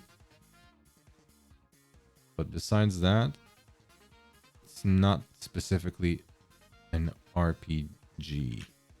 Let me see if I can give you an example. In Convoy, the teams are asymmetrical. The robot team has methods of powering up that aren't available to the human resistance. Blah, blah, blah. Oh, yeah, I guess I came up with mercenaries versus... I remember this like being a versus robots. There's a game mode like that in Team Fortress 2. So I thought about Man vs. Machine. Yeah, Man vs. Machine, exactly. Let's say, okay. Essentially, it's a card game with board tiles where the defending team has to defend all its points. The map tiles will be made of hexagons, and attacks can be made on players that are standing in different tiles. For example, a person who's playing a sniper can attack from several tiles away, if there are no obstructions in his line of sight. Or a demo man can set sticky bombs on a point and then detonate them from any other place on the map later. Granted that he knows the enemies are there by either using a voice comm ability or by having a line of sight to the point that's being captured. Okay, maybe I shouldn't have it like need that. But yeah, this is a thing you can do. So yeah, like I mentioned, this is based on the in-game map of Gravel Pit, where there are 3 points. C is only unlocked after A and B captured. Cards make up the road the players take. Yeah, and then I tried to break down Convoy, I guess. Yeah, if I understood correctly, every player has one card that they can move around, right? Where in Team Fortress 2? No, in the example you gave before for this game. Yeah, you could, as the either player, you could put down your troops on a specific location, either to, well, like you see here, you want to capture, you either want to defend or destroy the area. So you want to put an amount of troops that will be able to accomplish that task, and some troops or some other items you put down strengthen the ability of your other cards. Like, for example, you can see here, there are little tokens on like the card, the green one on the left. Oh, right, I see them, yeah. Yeah, so those tokens are like extra damage tokens because the player, there's a card above him that's like a building that gives the troops extra attack power. Yeah. And this game has a permanent death for these characters. It would have a what? Permanent death. Permanent death? No, not exactly. I mean, they could. I think they would be able to respawn. Let me see what I wrote down. I think what I wanted to do was like have a card deck that you get cards from, so you can put them down on specific locations. But it's a hexagon. I don't know if that would work. I don't remember. I think what I wanted to do was have the players have a, like, let me see if I can draw it. Let's say the map. Let's say this is like just one hexagon, which is built of maybe other hexagons or something. Wait. It will be a grid in the end, the core map, right? What in the end? A grid. A what? A grid of hexagons. Yeah, it's gonna be like a grid. Yeah, like each this is a modular map piece. Oh, what's up, Klondike? Yeah, this is I'm planning a board game that's based on a video game. Yeah. So yeah, this is like a modular piece, and like it's like split into more stuff. I don't know. It's kind of like a bad map right now. Let me see. Maybe just have the tiles be a bit bigger or something so you can understand what's happening. And what I wanted to have, like, is, for example, again, discs signifying the classes that you have. Like, I guess each player would have an amount of classes. Maybe it's just one each. Maybe just like the Team Fortress 2 team, you just have 9, like one of each class, and it's just 9 characters. You could do that, even though it's not exactly how regular games work. But maybe. And then you could put it on the board, but you have cards that make them do specific actions. I think that's what I wanted to happen. The game could be made unique if the players choose specific class decks to be put into their team deck. Oh! Could be cool, actually. So yeah, I guess this is what okay, so instead of this, I guess what I wanted to do was have each player, before the game begins, like choose a few class decks and then mix them all into one deck, which would then they use for their team, like for their gameplay. I guess that would be like a soldier deck, a demo man deck, and maybe medic deck. I think I just found a meta. I'm just gonna put the plus Yeah, you sign. could say it's the tank, DPS, and healer. Yeah. Yeah, I'm brainstorming. What up? This is yeah, I'm talking about all the board game ideas that I had. Yeah, hello to all the new interns. Yeah, welcome anybody who's new right now. This is Icefox. He has developed a few games on his own. He's participated in several game jams. I've played some of his games on stream, and now I'm showing him all of my board game ideas that I wrote down. Most of them not complete. Designated judge. Yeah, he's kind of like a judge and executioner in this scenario. So yeah, so in the end, this will be pretty much tactics, let's say turn-based. Yes. Some classic roles. Yeah. But in an FPS theme. Yes, this is like yeah, it's kind of like I mean, those games actually exist. I guess you're not familiar with a lot of well, I mean, this is kind of like a niche thing, these sorts of board games. There is a board game that's actually just based on Quake. I forgot what it's called, but yeah, players basically move around on the board, which is like a grid, squares. But there's also like unique areas that they can't go into, or they have verticality somehow. There are teleporters, jump pads, and each player just plays a specific character that has unique weapons because it's like kind of like a class. So this is a physical board game. Yeah, but it's a physical board game. Exactly. It's like an FPS. I was trying to translate all of this to an actual video game. Which genre will I use for that? Yeah, I mean, I think board games are usually pretty easily translated into video games, but that's only because you're just translating the physical aspects all into a digital screen universe. Yeah, but if we did just that, it wouldn't be as interesting. You have to add something that you could only do in a video game. Yeah, that's true. Usually when you do that, it's just things that make it a bit more streamlined. Like, again, as an example, a Master Duel made things way more streamlined by either making cards you can use glow, or having like your extra deck, the deck you summon the huge monsters from, glow when you can use it. And aside from those quality of life changes, what do you see that is a feature that you could do with this game that you could only do if it was a video game instead of a physical board? Yeah, I guess this is like, most of these are just board games, and I haven't really given thought to making them pop out as a video game specifically. Though I guess in this scenario, you would have, if this is made like in conjunction with Valve or something, they could give us, for example, the models from Team Fortress 2, and we could use them like with animations on the screen. You know, you can make this pop out, like be all vibrant 3D. But still, in essence, in the essence, it would be the board game that you're playing. Right. Yeah. One small question. So far, you use TF2 as example, as theme for this game, right? Yes.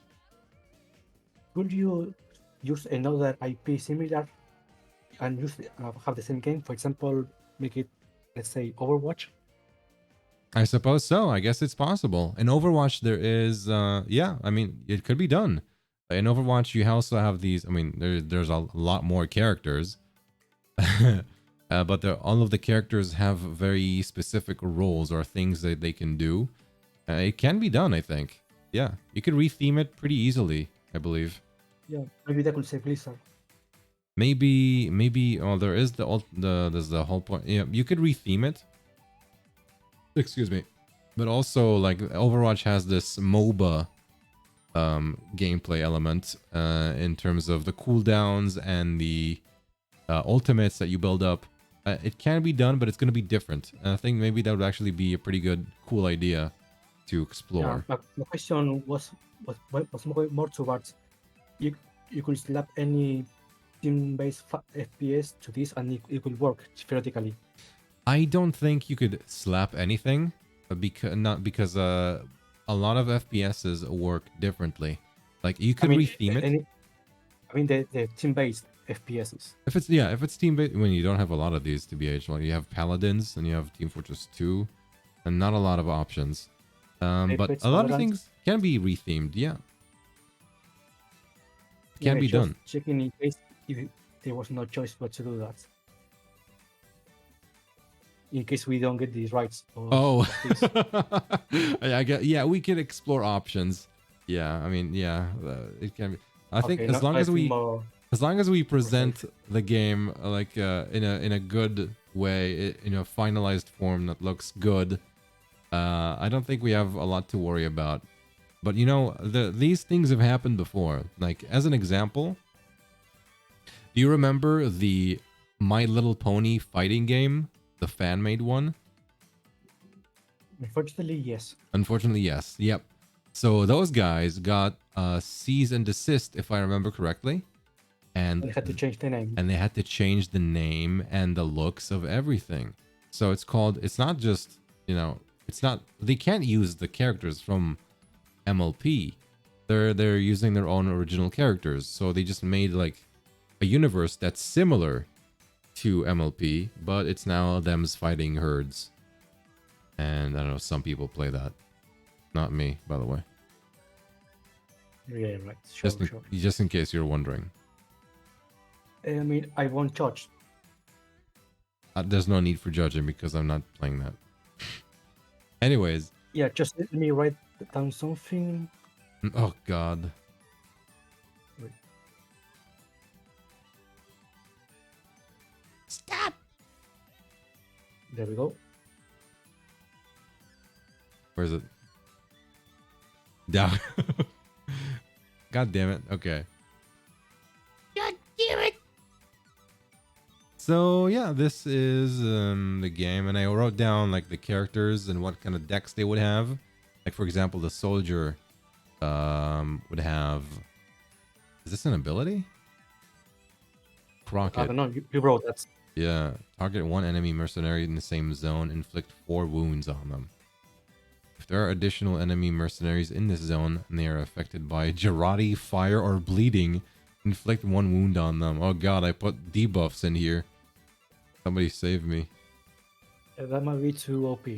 Yeah. Oh, I think I actually came up with oh, that's what I did. Okay. Remember when I talked about character decks? Like you'd have a soldier deck, demo man deck, medic deck, and then you would just fuse them all to make like a sort of meta. What I did was not just put down like one specific class in there. I put the class card, but also like imagine like in the Dragon Ball Fighters, you have like 6 Gokus, right? And they're all different. They all play different. So this is what I did here for the characters in their decks. Like you have a regular soldier whose ability is a critical crit rocket. And you have the rocket jumping soldier with a gunboat. What do you mean? And you have a painless rocket jumper, which just you can in Team Fortress 2. Yeah. Soldier, cheaty soldier, yeah. Yeah. I guess for pyro, just fire. Demo man, demo knight, demo man with a specifically sticky bomber. Oh my god! Like what I wrote a fucking thesis for the engineer here about building things. Yeah, I guess this determines which one is your main, right? Depending on which one you wrote about most. Yeah, like each one, the characters you want to play the most, you just put them in your. No, I mean, when you wrote the most is your main, right? No, actually, no. My mains are usually demo man, soldier. I usually just play demo man, really. Really? Oh, weird, because you wrote a lot about the other ones. Because the thing is, I only play like the demo man with like a almost stock set. I don't really play demo knight at all. I don't like I never really got the hang of being the melee charge and targe character that they put down as the 10th class in the game. I just play demo man. Sticky bombs. I sometimes replace the grenade launcher, the bomb launcher, like a cartoony cannon bomb thing. But yeah, that's it. But I think I can write cards for these guys. Shouldn't be much of an issue. The engineer just has a lot of things he can do, so I just kind of, I guess, elaborated on what his cards would do if you were to have him in your deck. Oh, wow. Yeah, I wrote down a lot about heavy spy. I got like 2 cards. Oh yeah, I guess I play medic a lot too. Oh my god. Uber charging. Uber saw. Crusader, that's the crossbow. Yeah, I wrote down a lot. So yeah, this is the game. Yeah. You have any thoughts about this game?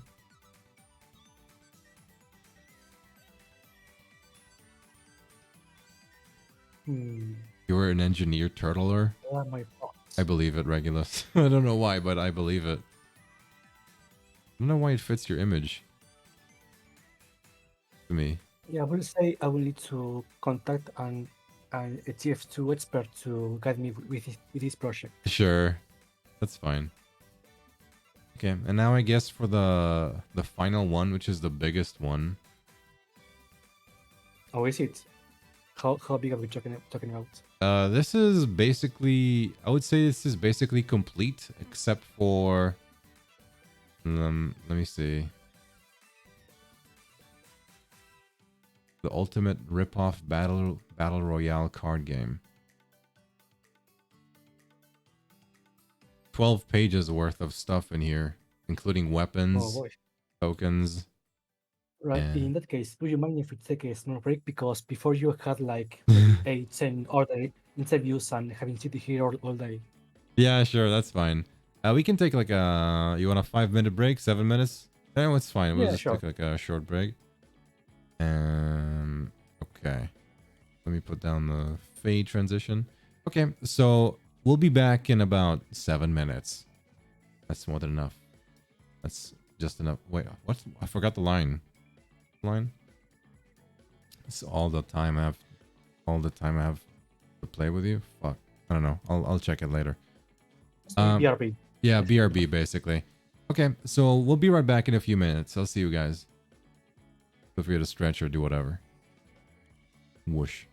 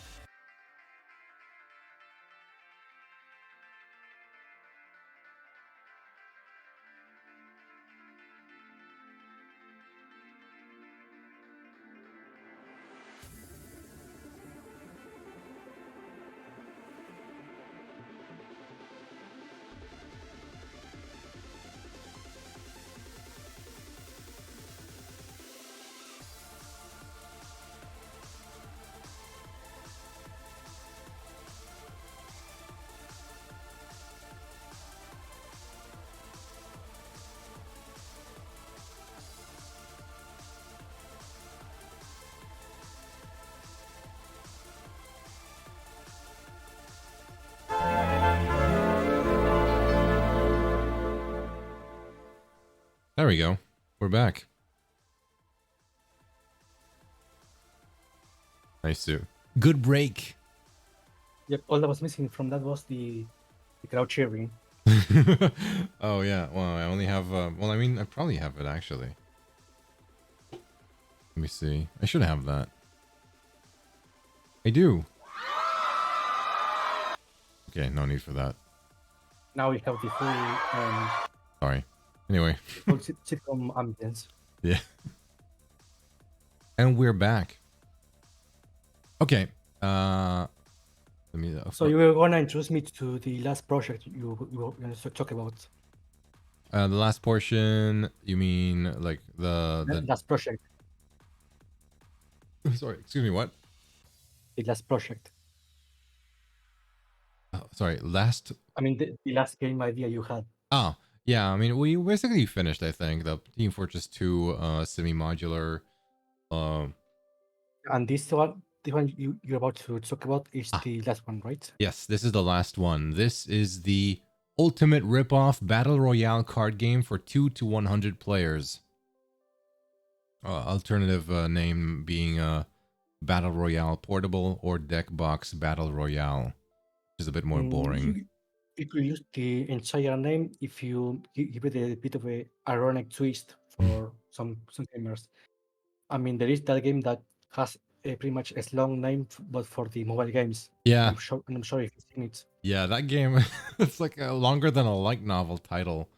Hey, you've heard of these games, right? Now let's see you play them. Or something. Kind of like that. That's the kind of vibe I'm getting from this name. Yeah. I like naming things like this a lot.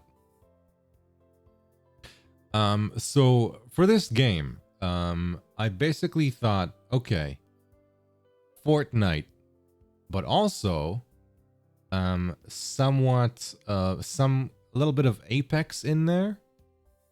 And what else was it?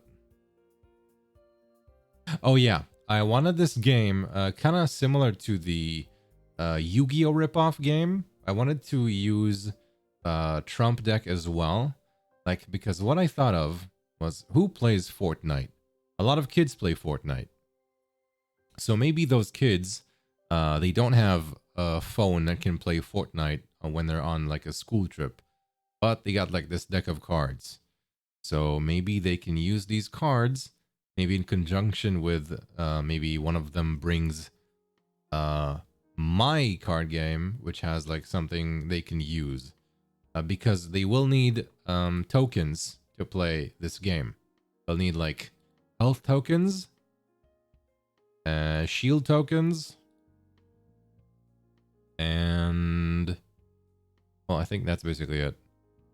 But there is actually another element they'll need as well. Besides those, they'll need a treasure card deck. Excuse me. Because in this game, unless kind of like in Fortnite and other battle royales, you go around looking for weapons, and then you use them to kill people. So, let me see. The Ultimate Ripoff BRCG is a battle royale type card game where the goal is to be the last man standing in an all-out war between all players. Players use a standard trump deck of cards as their resource for battle. Resources are paid or discarded in order for card effects to take place, including but not limited to searching loot boxes, attacking, and defending. And blah blah blah.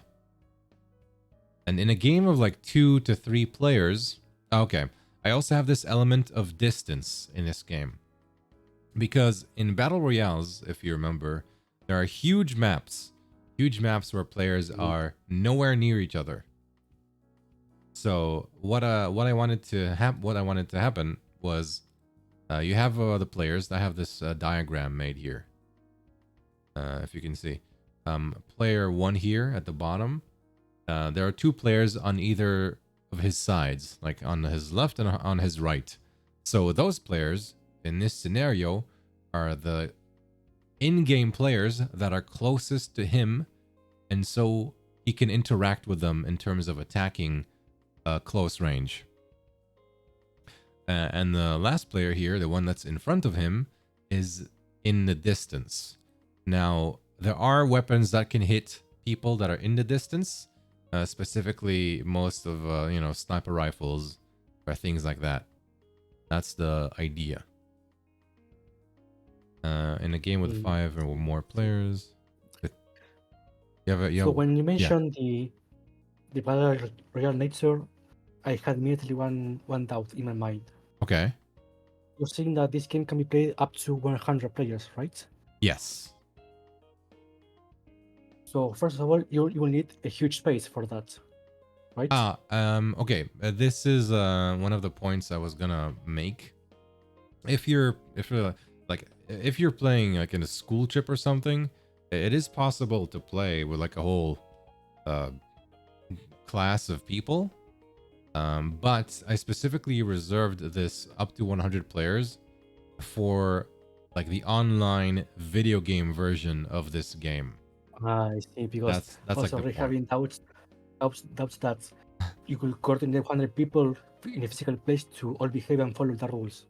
I mean, I think it's okay. I think it is possible for Especially like kids. Yeah, kids are kids. Yeah, because if it's very capable of handling 100 people online in one place, I cannot even imagine how hard it will be to control 100 kids in a physical place. For the online version of like more than 3 to 4 players, I wanted the game as like kind of like the other games I talked about. I kind of wanted it to also be turnless. Like there's no like it's all live. Because as the player in real time. Because as the player you are like expending your resources, collecting things, and then you just attack either whoever is close to you or someone in the distance using your weaponry, and you aim to be the last man standing, or woman, I guess. In a game with 5 or more players, the close opponents are the ones situated next to the player as usual. The distant opponent is anyone else. In a game like that, it's recommended to play with no turns. Everyone plays... That distance, how will it be determined? That's basically what the diagram is for. The distance, the people that are right next to you, like if you're like 4 players next to each other, the ones on your sides are the closest to you, and the one in front, where basically anyone who's not to your side is... Yeah, but how do you determine when it's close and when it is distant? By the seating orientation, like how you are all seated next to each other. Also, they're seated in like a circle, for example. Yeah, if you're like in a circle, and let me draw it. Let's make another layer on that board. I see, because I thought it would be all scattered around in the place, running with our cards. Oh, yeah, like the line going forward. Yeah, sorry about that. Yeah, this is like it shows that it's distant. That's the point here. So yeah, if it's more than 5 people, it's recommended to play with no turns. Everyone plays at the same time, but the phases must stay intact. So like, yeah, at the beginning of your turn, you want to draw to complete a hand of 5, use basic abilities, use equipment, like do these things in sequence. Of course, if it's like 100, like 30 people in a class, no one's going to be able to know that you cheated, but I guess try to not cheat. In such a game, it'll be... You have too much faith in the player. Yeah, it's putting faith, but in the online version, you have to follow the rules because there's no other way to play. That's why my concern was how to handle that in a physical space with so many players. Yeah. Oh, yeah. I mean, like if you're playing in a classroom with like 30 people. Okay, so what I did here, what I wrote down here, was that if you are against someone distant, you have the players send damage tokens to the distant players they hit. I guess I didn't put down damage tokens in here at the bottom, but I guess that's the thought I had. So like in standard fashion, players start with health. Obviously, they have like these 4 health tokens. They can gain up to 4 shield tokens. So each player would need 4 of these. And like in Fortnite, they're able to build buildings.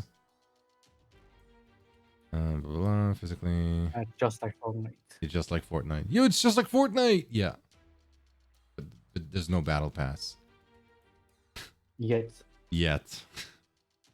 And now I put down a team mode. Blah, blah. Okay, there's a turn order. You draw to complete a hand of 5 cards. If there are no cards left in your deck, shuffle the discard pile and draw from the new one. Optional, use 1 basic ability once. Use all possible equipment. If a close opponent was killed by you, reveal 4 loot cards. And pick 1 to keep. And +1 rarity for the next attack with said loot. Okay, so I put down... if you're familiar with Battle Royale video games, the rarer the weapon is, the more damage you would usually do. Or, you know, it has some other stats that get upgraded. Okay. Yeah, you remember like there's like green weapons, blue weapons, purple weapons, golden. Yeah, it's not that exclusive to just Battle Royales. Yeah, but yeah, like in this is like a thing in Borderlands, for example. So yeah, I'm aware of weapon qualities. Weapon quality, exactly. I mean, rarities. Yeah.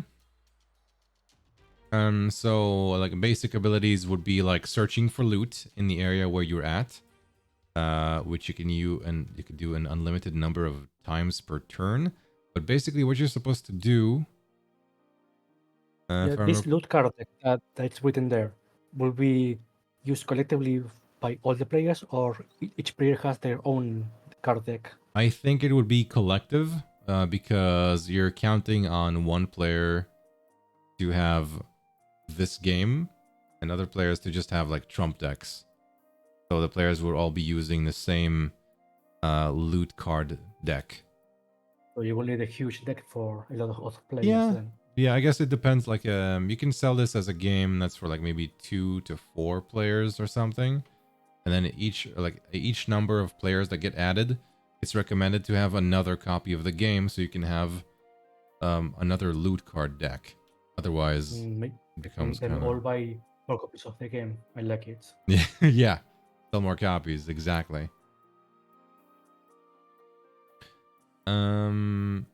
Okay, loot card deck should be small, maybe 18 cards, up to 3 or 4 copies of the same card in a deck. Huh. The items in it have abilities that require card discard. Yeah, so what I did was basically, in order to use or play cards, you're supposed to remember back in the Yu-Gi-Oh ripoff game, you had the trump deck as your deck of cards, and you pull from that. Then you use them to summon monsters or use them as spell cards, for example. In this one, you're supposed to like complete sets of cards, or discard. It depends on the card that you want to use. For example, if you want to build a basic building, you may build once per turn. You may erect only 1 defensive building per turn. Players may use up to a certain number of cards to build defenses. Defenses may be destroyed by attacks. When building, you place a card from your hand onto the building area. I guess it's just the area in front of you. You just put a card down. This is a building that you put. Then this would be like a simulating in Fortnite that you just put down like a wooden wall, for example. Right. So yeah, the opposing player would have to destroy that to actually damage you. You're able to demolish. You're able to do a melee attack. All the walls will have the same amount of health. Yeah, all of the characters start with the same amount of health. No, I And mean when you build something to protect yourself, all of the types of buildings will have the same amount of defense points to protect you. yes, because I didn't want to put like the different elemental types. I mean, like in Fortnite, you have wood, you have metal, and you have brick. I thought that would be a bit like this game is a bit like there's too much stuff in here already, so I didn't want that in there.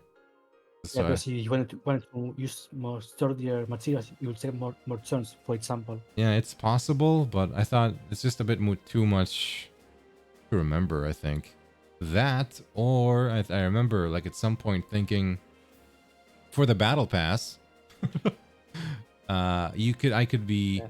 I could sell like characters that you can play, and that those characters have abilities, and those like one of the abilities would be maybe a player character can teleport, or maybe, and then you'll have to just physically move from one end of the like circle to another one, and or maybe that player can build a bigger building by sacrificing more cards, like you said, or other stuff.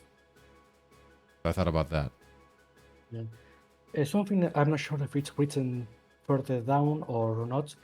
Is it the only game mode is deathmatch, as in everyone versus everyone, or is it possible to team up in some capacity?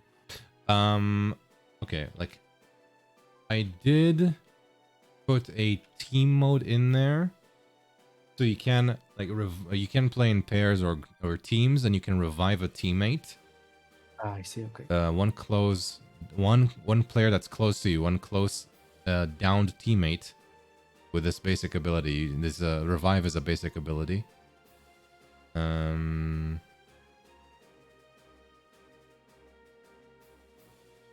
squad mode, building and oh yeah, this is like an ability card I made. Pick a card from your hand and discard it. Erect 2 defensive buildings. You may erect them in front of a teammate in squad mode. Use cards from your discard pile as building material. If you don't have any, then use a card from the bottom of your deck. Yeah, so yeah, this is like these are like loot cards that you can get and use in this game. So you can get shield kits to put down to give yourself a shield, a health kit to replenish health, a convertifier. The usual items you will see in a battle royale. Then. Yes, yeah, basically things you can see in a battle royale like Fortnite, for example. Discard cards to draw other cards. Oh yeah, this is a convertifier. This is kind of like a card that lets you mulligan your hand. And a rarifier, a card that will let you add a rarity to your attack. Yeah, and in this game, what I did for the rarity. Wait, is that what I did? Special abilities. Oh, okay. I think I know what I did. Okay. Yeah, I remember. On the weapons themselves, what I did, I don't have, I didn't put down the design here. Hold on, let me, okay, I'll just draw it on the board. So you can see what I wanted to do. Add a layer. You have, this is a card. Okay. On this card,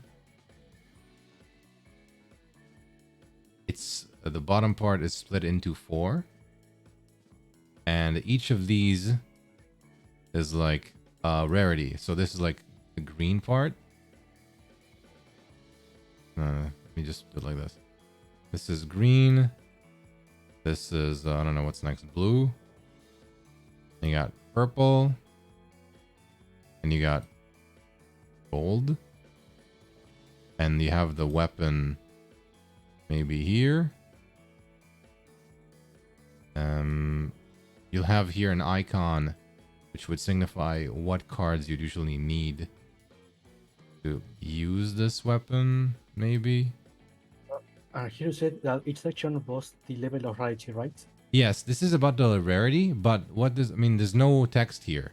But what I was this, able to ask that. yeah, there's no text because it's a bit too much text. What I wanted to do when I was quote unquote developing this idea, I wanted to make the text that would be written here easily understood using icons. Like, for example, have a hand. This is a hand. Throw cards, for example, to signify you're throwing cards away in order to Right, maybe. for that, you need to rely on the player remembering what each icon does. Yeah, that's the issue. That's one of the issues I ran into. Like how are they all gonna know what does what? So I wanted this thing to be as readable and easily understood as possible. And I kind of ran into trouble with that. Yeah, it's got a bit of choice. Yeah. Either making 50 icons for each description or putting a wall of text on each level of rarity. Yeah. I don't envy you. Trying to decide that. So you can see here, if you look in the in the document, you can see what each rarity does. For example, over on the first one, in the first rarity, you discard 2 cards with different numbers to do 1 damage to a close opponent. This is the first rarity. This is like for the SMG. And on the next one, you deal 2 damage to a close opponent or 1 to a distant opponent, etc., etc. And what I did was that some loot cards that you pick up give you an extra rarity for free. So you just like bump your weapon to the second ability it can use after you found a loot card. It was written. Let me see if I can. Pretty.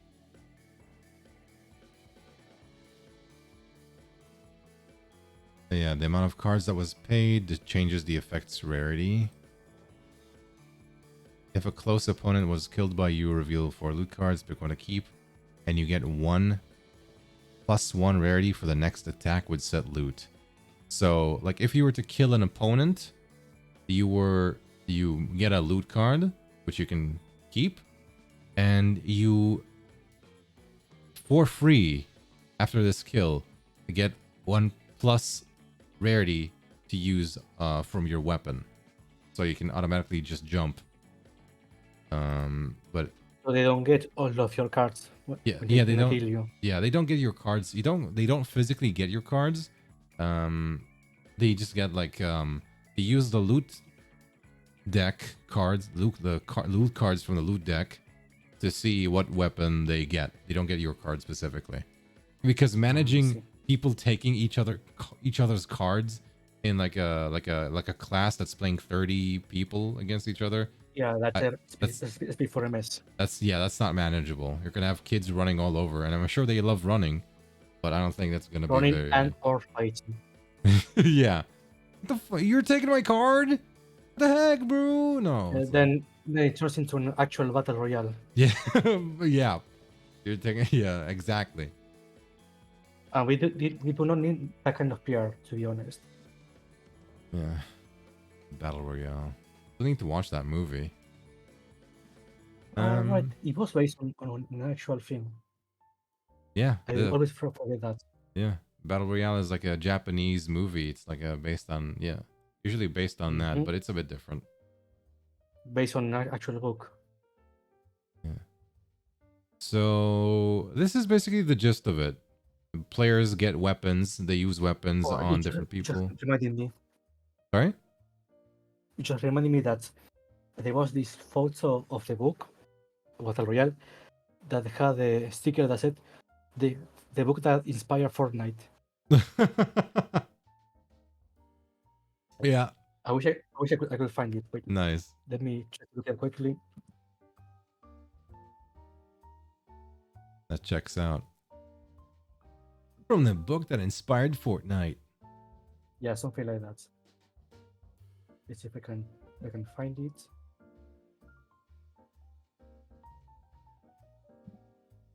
But please keep explaining the game. Mm-hmm.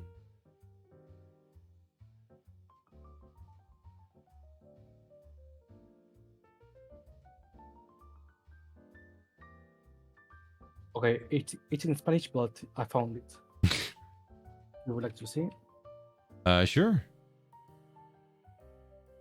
Battle Royale. Oh my god, I can't believe that's real. Yep. Oh my god, I'm gonna show this. Hold on. Oh, I can't take it. Mm-hmm. I can't take a screenshot. Oh well. Oh wait, I can just probably. I'm not sure if I can look. Oh. I can't really open this image right now because if I would, I'll open my browser, which has over 100 tabs. Oh, I don't really want to. I don't really want that to happen right now because it would slow everything down. I mean, I could just paste the link Oh sure. I on the mean, chat. yeah, that'd be helpful. Do. Now everyone can share the paint too. Now everyone can see. Oh, yeah. Damn, posting viruses on my stream. So yeah. From the book that ends Fortnite Battle Royale. Okay, so I think you can understand the basic gist of the game. Because like in its Yeah, essence, pretty much. it's simple. Like people find weapons, then they kill people that are close to them or far away from them. They just aim to be the last man standing. But in card game Yeah, form. it needs some refining on how to handle a huge batch of people playing at the same Yeah, time. that's for as you say. sure. Also, the cards themselves will need some heavy work on how to convey the information on the reality to the player. That's for sure. Yeah. So I would say those two are the most tough points to work on this game. Mm-hmm. Yeah, it has yeah, things need to be worked on. But I think in essence, yeah, this is my most complete project, like with everything that I wrote down. Yeah. Yeah, I mean, you Yeah. pretty much described like half of the cards and how they behave. Yep, I would say that, yeah. I did. Just didn't know how many I should put down. Like this stuff that needs playtesting. Playtesting is a game. It's a thing you have to do for every game. Yeah, that's Yeah, how. every Yeah. time you add a new card, you will need a huge time for testing Mm-hmm. how it works with the others. Yeah. Yeah. I do not envy QA for this. That's for sure. So In yeah. fact, I pity them. Yeah. I guess that's this is basically part 1 of the stream behind us. Yeah, overall, a huge bunch of interesting and varied ideas for what to do Mm-hmm. for a board game. But that was all ideas. Now, what I need is something concrete to work on for this company. What can you offer to make for us? Okay. So I thought about an idea for a game. The theme is, I don't know what genre would it be? I was thinking like, how could we do a roguelite in card game form? Because I love roguelites. Like things like Hades, for example, which are kind of like a dungeon crawler where you build up your character using the abilities that you find along the way. I think it could be nice, though it's more like a single player experience. I think it can be done in multiplayer because there are multiplayer roguelites. I have been playing one recently, a computer game that's called what is it called? Forgot. Oh, technically there's maybe it's a beat 'em up. Double Dragon Gaiden Rise of the Dragon is kind of like a rogue light in a way, Oh, it is? I didn't know. but maybe not exactly. You just pick where to go and it changes things accordingly to your path. But it's not a very classic roguelike. There's another one I played. Where is it? Where's my library?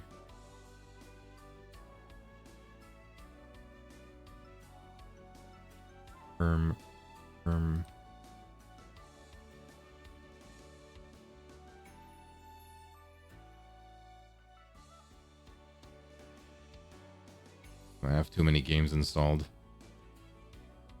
Sorry, one sec. How many of those did you play? Just so you know, Steam told me I played 60 games this year, and that's a lot. That's way more than I thought it would show. Right, 60 out of many that you bought. Okay. Look, I'm gonna play Yes, them. I am judging. Stop judging me. I'm gonna be playing them this year. Sorry, it is part of the interview. I forgot to explain. There are actually a lot of games that I've recently bought and played on stream because I bought them specifically, I guess, to stream them. Oh, that's good. I've enjoyed quite a few of them. I can't find it, but whatever. I guess what I thought about is I remembered your game. I forgot what it's called. It's the one. It's like the horror one where you can switch out your body parts. I mean, Animalia. Animalia, yeah, Animalia. So I don't know what kind of genre. I guess let's just put down roguelite for a second. Yeah, I wouldn't call that game a roguelite because the path is pretty much set. I don't know. Yeah, I mean yours, yes, but for the game that I'm thinking about, I want to make like a roguelite version of that. Yeah, roguelike game, the first thing that comes to mind is maybe Slay the Spire. Yeah, a Slay the Spire is a roguelite because you no, I mean not maybe. I mean I know Slay the Spire is more like a deck builder. But in deck builder, yeah, and you go through different levels in a randomly generated path, and death is not permanent because you start back to zero. So yeah, it kind of fits in a roguelite terms. Oh, I see. But do you get defeated and you get to like save some cards for a different run? Is that how it works there? You gain experience, and that unlocks new cards to use on future runs. Ah, I see. Okay, so it is a bit of a roguelite. Okay. So for this one, like I thought about the theme. I thought about using a specific theme, which would be like just to make things a bit short. Where do I write it? Game elements. Basic activities the player will be doing for fun. Player. The amount of players that game can... Okay. No. Device. Gameplay. Gameplay outline. Key features. I don't know. I'm just gonna write it like under the genre. Whatever. I thought about it like this. Imagine in a nearby... not exactly futuristic setting. Maybe somewhat like in a near future. In the near future, in a sort of semi-fantasy setting, where by semi-fantasy I mean it's like modern times, but fantasy-esque. So, for example, like imagine elves and wizards in modern times. Like the 2000s. I see. This is a thing it's kind of like I don't know if you're familiar. There's a game called Coffee Talk. No, never heard of it. Coffee Talk is a game where you play as a bartender in a coffee shop, a barista, or so, I guess. And the whole point is like you go through stories and characters that are kind of like fantasy in their nature, and you just hear their stories and relationships and whatnot. It's kind of like a very comfy game. Because you just make stuff. You just make like drinks for people that ask them, and then they just talk to you. Yeah, I think I've heard that kind of genre a couple of times before. Yeah. So this game isn't about like it's not a comfy game specifically. I was thinking, okay, let's take this sort of modern fantasy setting. Modern plus fantasy. And our characters would be escaped golems from a golem factory. Like imagine, okay, you have this factory which makes golems. Golems are basically kind of like the androids, I guess, of the fantasy world. They're basically So, robots at the end of the day. and your play character is one of these. Yes, you'll be playing the character, which is basically a golem that's escaped from a golem factory. I guess. I didn't really think about an end game. I guess the end game would be being able to escape completely from the factory itself. I thought about actually just implementing like several levels. Like you see in Hades, there are several layers of the underworld. So you can have factory, you can have let's say the factory is in the middle of nowhere, so outdoor setting after the factory. Maybe the golem escapes to a city setting. So city. Also, you're escaping from the factory. Sorry? So the game is about you escaping from that factory. I guess so, yeah. It's the entire escape function. You're basically escaping. Because when you wrote escape, I thought that had already happened. Yeah, So I the thought. game is about Yeah, it's about that event. that was the plan, but I just like thought about it again, and I thought, maybe we could have some. Okay, it could. Well, the factory could be like in question marks. It's Or either. it could be just the first act. It could be. Yeah, it could just be a level because like you have factory levels. You can use that as a theme. So factory, outdoors, city, and maybe like at the end you want to reach the underground. And that's like the end game. You want to just reach where the golems, maybe there are more escaped golems out there and you want to just join them. Kind of like in Detroit Become Human, where they have this android city. And the idea of there being already other escape goblins fits to the idea of it being a roguelike, because you could play as many golems escaping as you want, for example. Yeah, exactly. I see. Okay, so what I thought was, okay, you're playing a golem, and a golem, if we're taking that, they're not gonna be like a robot. They're gonna be this malleable being, this thing that can change its shape. And that's how I thought about Anomalia. So gameplay elements from Anomalia. You change your body parts to fit what the battle requires, what the battle you're facing requires of you. So there's that.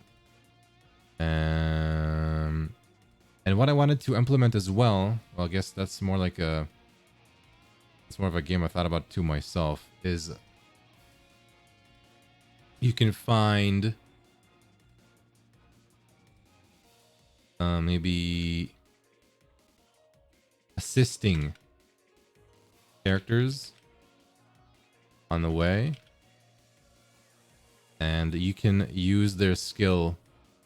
But it's like you're forming a sort of party, but like you're the main offense, and they assist you every now and then. It's like a thing I wanted to implement, and that kind of Will you be able to control the other characters? Oh, sorry. What about all the characters? The assisting characters, will you be able to control them directly? Not exactly. They're basically a part of your party. You're just using their ability because they're with you, so they can assist you maybe like once or a few times per battle. Maybe there's like so a they have cooldown like effect. passive abilities. Yeah. They can join you, and you use their abilities a certain amount of times per battle. As well as items. Let's say characters or items. I guess that is basically the gist of it, because then we just have the the gameplay, which would be a sort of turn-based, but you can swap your body parts, and maybe you can do more. Maybe you can upgrade, or rather maybe find other ways, like on the world, you can find other abilities. It's kind of like Kirby. You're finding things you can do in the world, and then you can just add them to your arsenal for that playthrough or for that moment. You find Right, and other. the battle will be 1 versus 1, or there could be more enemies to fight. I would say this is one I think I guess there would be more enemies to fight because you're basically making yourself stronger bit by bit. So, you know, enemies start like weak and then they get stronger, or maybe there are more enemies. Then you just Right, have but to. you can use more than one ability per battle, Yeah, per turn, I mean. because you're upgrading yourself. Yeah, because like you're gonna get things that make it easier for you. You're gonna get like these extra actions you can do. So yeah, you're gonna have the main attack, and then you're gonna have like maybe extra ones you can unleash if you've unlocked them or if you And access all them. of this will be available in, say, your hand of cards that you hold. Yeah, and if not your hand of cards, then in an ability that you remember you can use. Or for example, let's we can, excuse me, you can draw this out for a second. Let me see. Let's say another layer.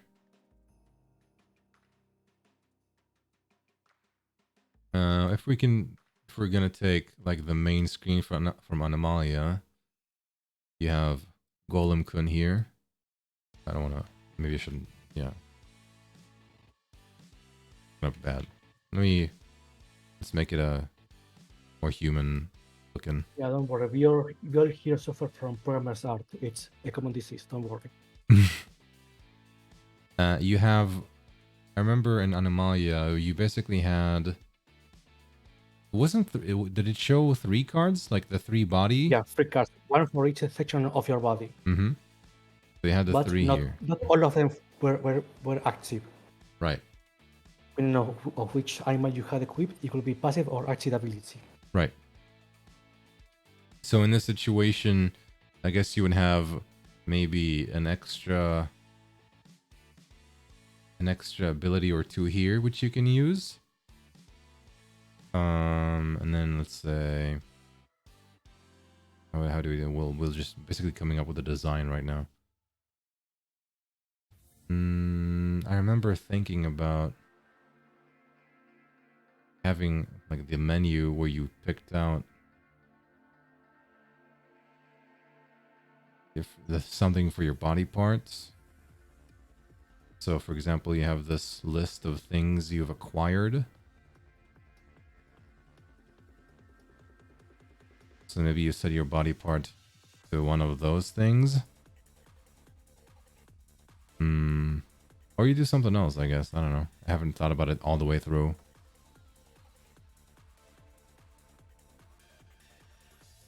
You could have like... Right, and you can use all of them in one turn if you want to. I suppose so. Basically, you have like one main attack per turn. And... That was my question. You yeah, can use as many attacks as you want, or there's some kind of force limit that stops you from doing that. I think you should have at least one main attack per turn from the things. If not that, then maybe you can use all of your limbs once per turn. Like so you have 3 attacks.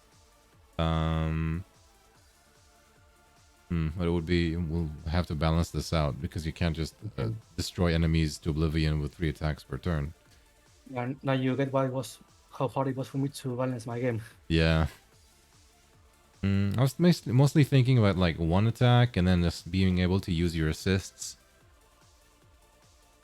And yeah, I mean your basic gameplay element worked because it provided buffs or debuffs to the enemy, and you could use 1 attack in the meantime, and you'd have all these assists as well, which are available.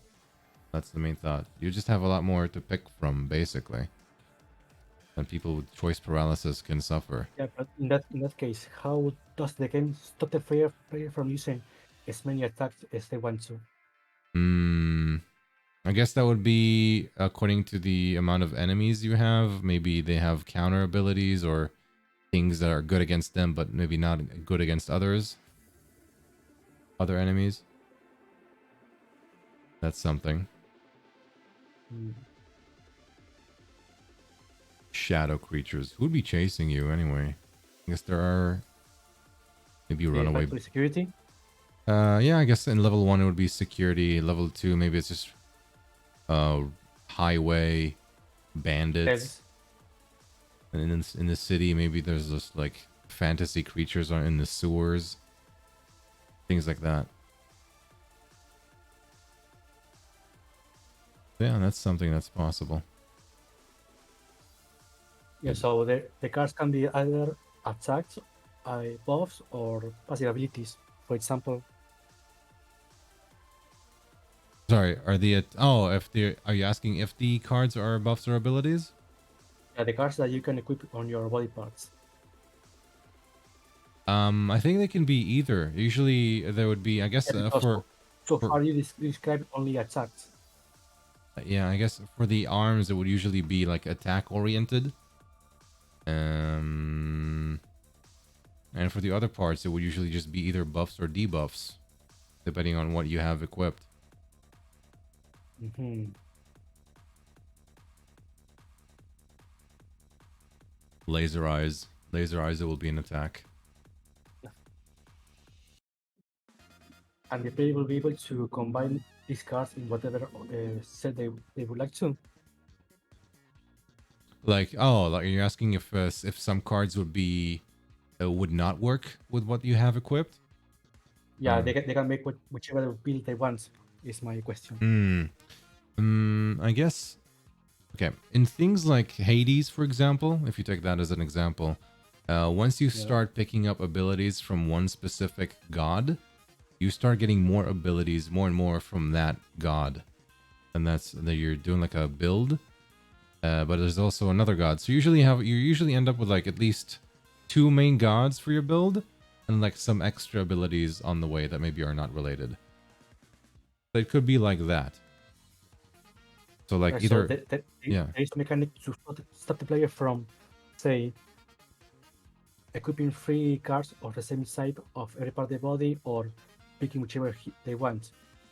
They will be able to do that up to a point, right? Yeah, I guess though in a board game setting, it's a bit more hard to control though. Like if we're talking about physical cards, you can't really, control the RNG.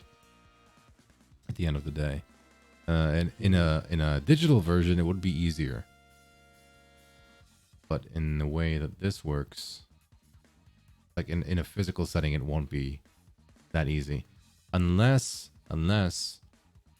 we make it okay. Well, unless we make it like this, you can if you want to control your build, you can have like a specific, you know how like in deck builders, you have a card shop. So you go to that card shop, but you'll only go to the card shop that has a specific maybe element to it. So let's say like you find a specific golem smith in town, and he has only specific, like, I don't know, flame powers. And a different NPC you can visit would have something else, like earth powers. Right, but so far you have explained about how the player will acquire new cards, right? Mm-hmm. Question was more towards how will the player use those cards, equipping them. Okay. Well, there's the equipment menu, obviously, which is like down here. Right. So my question was, if the player will be capable of just equipping whatever they wanted, for example, the same type of cards in a set or whichever order they wanted, they will be capable of doing that. I don't think there should be a problem with like equipping things from different elements. He should be able to equip everything he wants, but like, so they have that type of freedom. Yeah, I think you should have that type of freedom. Maybe you're basically, at the end of the day, you're like thematically, I think it makes sense Even yeah, I don't think there's any problem with that. So Like- you definitely want to figure out which build is more reliable. Yeah, I guess which one would be the most meta, though, the most min-maxed destructive build. So that's a job for the player to figure out. Yeah. Yeah, but people like figuring these things out. Okay, so far this was all for the battle system, right? Yeah. Outside of it, what will the player see? I was thinking of like, let's say, I guess in a way, kind of like either Hades or Slay the Spire have this map, which you can go from place to place to. So like that. And on the way they encounter a certain amount of maybe enemies, or they find certain amounts of treasures after defeating enemies, things like that, and they just want to end up at the end, which is, I guess, the city of golems, promised land. So that's the end goal for the player to reach to complete a run. Yeah, I think so. Okay. Yeah, you can see how the gameplay will go. And every time they move on the map, they could either find a battle or an event or a shop.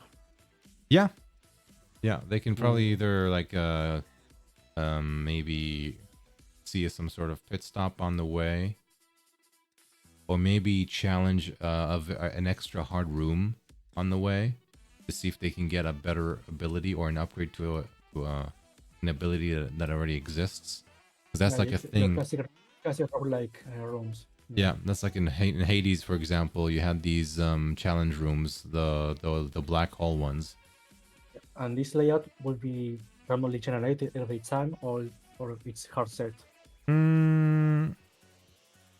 Yeah, I guess it can be. I don't know. I haven't really got that will far. be a huge point for the roguelike mechanics. Yeah, I mean, they always have to have this randomly generated, but specifically, this is more like a board game, where these, again, the random element would be the change of things that you see along the way.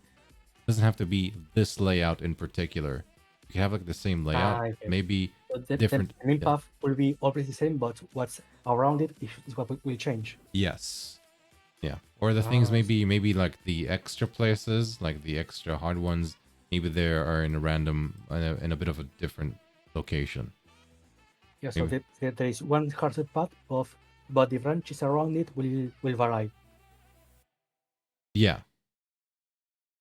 Okay. I think that's. Yeah, I don't think I've seen a layout like this in roguelites that I can remember. You haven't seen it? No, I thought Slay the Spire had something very similar to it, and I don't. No, the path will be always different. Oh, okay. I didn't know. Okay.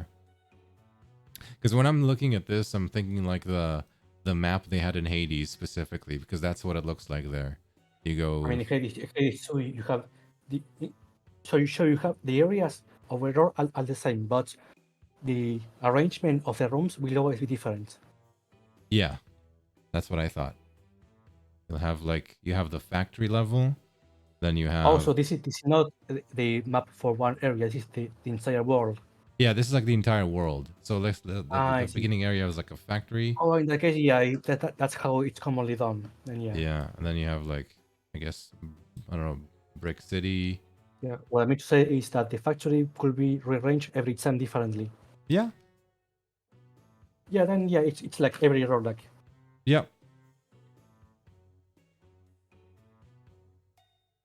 Yeah, so nothing exactly new. Yeah, nothing super new. I just wanted to, I just think they're neat, and I think they're fun. At best, the battle system will be different. Yeah, the whole thing is the gameplay itself. Yeah.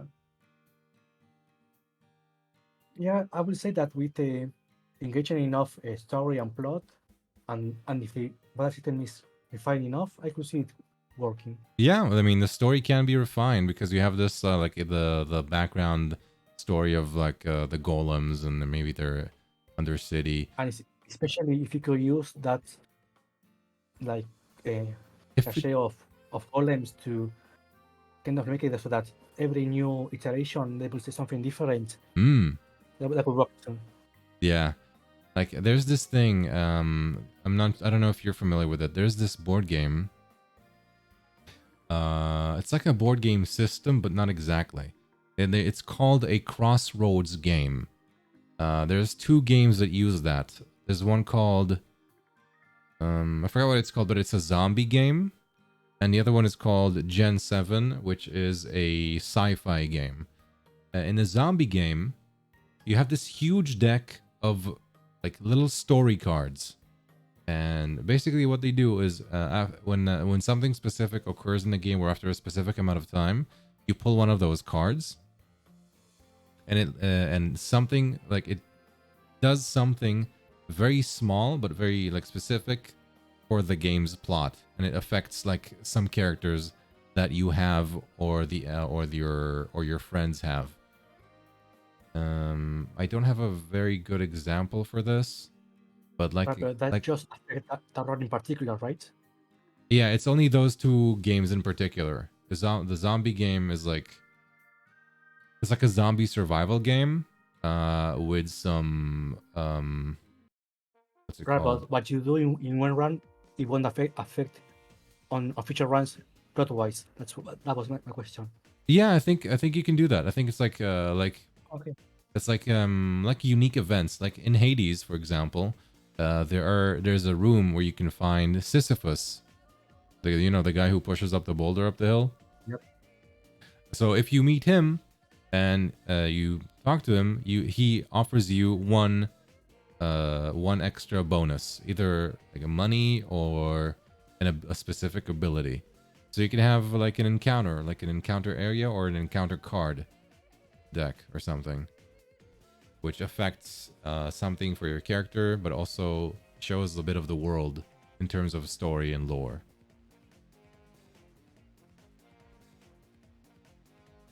You can meet characters in the world and interact with them.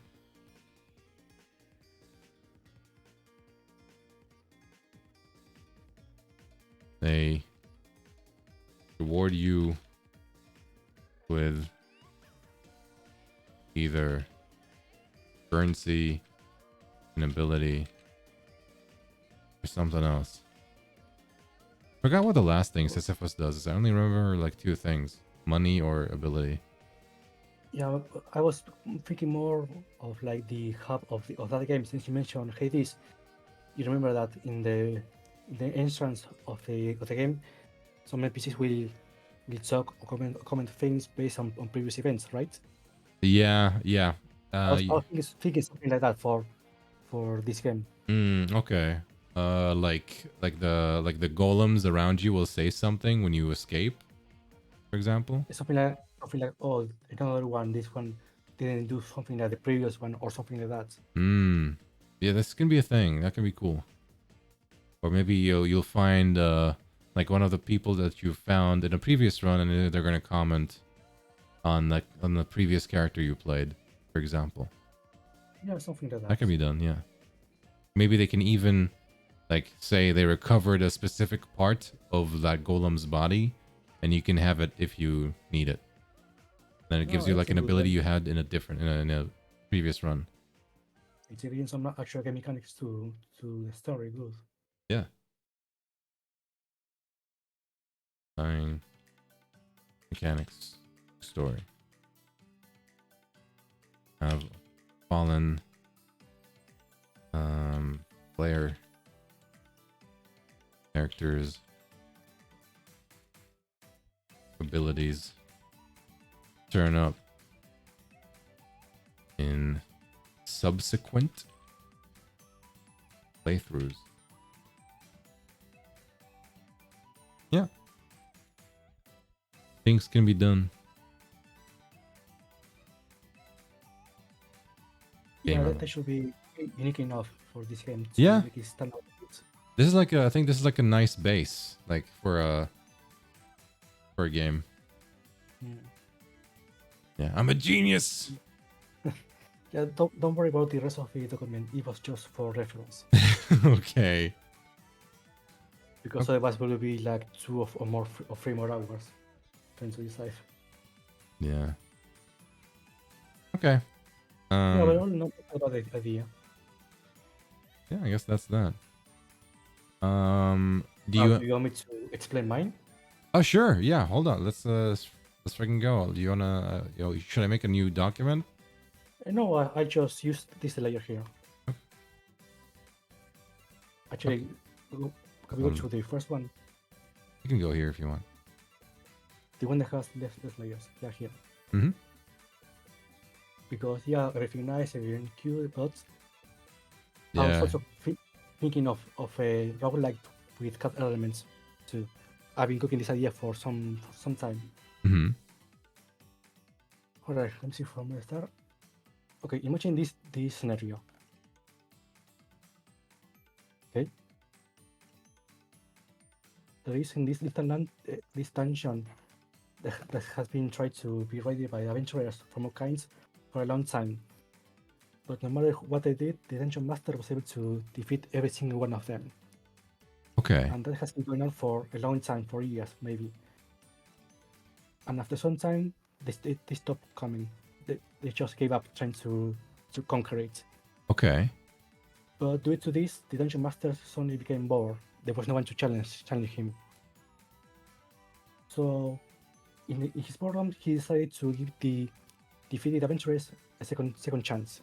Okay. He gives them a chance to go from the bottom of the dungeon back to the entrance, and if they manage to do that, they get to escape and revive. Okay. So they wanna get to the end of a dungeon. They will go from the bottom of the dungeon, from the last floor, all the way to the entrance. Okay. Going through Oh, different levels. they're finding the way back from the lowest depths to the entrance. Okay. Indeed. However, they will not explore. They will not go through regular RPG battles. Instead, they will try something especially different. On every encounter, every enemy will challenge them to a different type of how will be the word? Let's call it a chance game. Okay. Instead of fighting with their weapons or abilities, they will use cards or dice to a specific type of game. So, for example, one enemy will challenge them to high or low with cards to see who gets to win. So, say for example, each character will start with a number of lives. Yes. And they get to draw cards for high or low. If they guess correctly, the rival will lose 1 point, and such. Okay. Is this like an you're using dice for that? In this type of challenge in particular, they use cards. Okay. In other challenges, they could use dice or cards, or they will use a different game. Kind of funny. It's like So you're making them play like a Final Fantasy card mini game, like Triple Triad. Something far more simple. Okay. Or they could challenge the player to draw a certain type of card or something like that, and they will use that to win. So instead of using swords and such, the player will be equipped with a deck of cards and 1 dice, and they will use that to challenge the enemies for different type of these games. Now the thing is that the player during the exploration, they could equip different type of decks or dice. For example, they could use a deck that has more of one type of card. Let's say has more lower numbers than the higher ones. For example, they have a set of 10 cards. Okay. You have 5 of them from 1 to 5, and the rest could be from 1 to 3. Most of them could be that, and the rest could be higher numbers. this will guarantee that they have a lower number when they draw it, which, depending of the game that they get challenged, could be beneficial to them. Okay. Let me... Or they could also equip a dice that is loaded to benefit from rolling in one number in particular. Okay. Like a dice with icons on it to signify what it's gonna do. Or a number, for example. Or a number. Well, numbers are boring. We wanna have cool icons. I know there are some gambling games that use dice with numbers. Yeah. But the idea is that Mhm. they will challenge the player with these chance games instead of regular battles to best path through. And the player will use different types of cards or dices to whichever suits better for that type of battle. So you have different methods for fighting? Yeah, using the same cards and dice. Okay. I wish I could remember all the games that I thought of because there were a couple more I already forgot. Sorry. All right. Let me just get this straight. You're, like, for example, are you playing a full party or are you playing one character? You're just one player. One player. But is it a single player game? Can more player be in there? It's single player. Single player. Okay, so single player. So you're playing one guy escaping from a dungeon. On the way, he has RNG fights because it's like a JRPG. Yeah, just like random encounters. The layout for each floor will be randomly generated.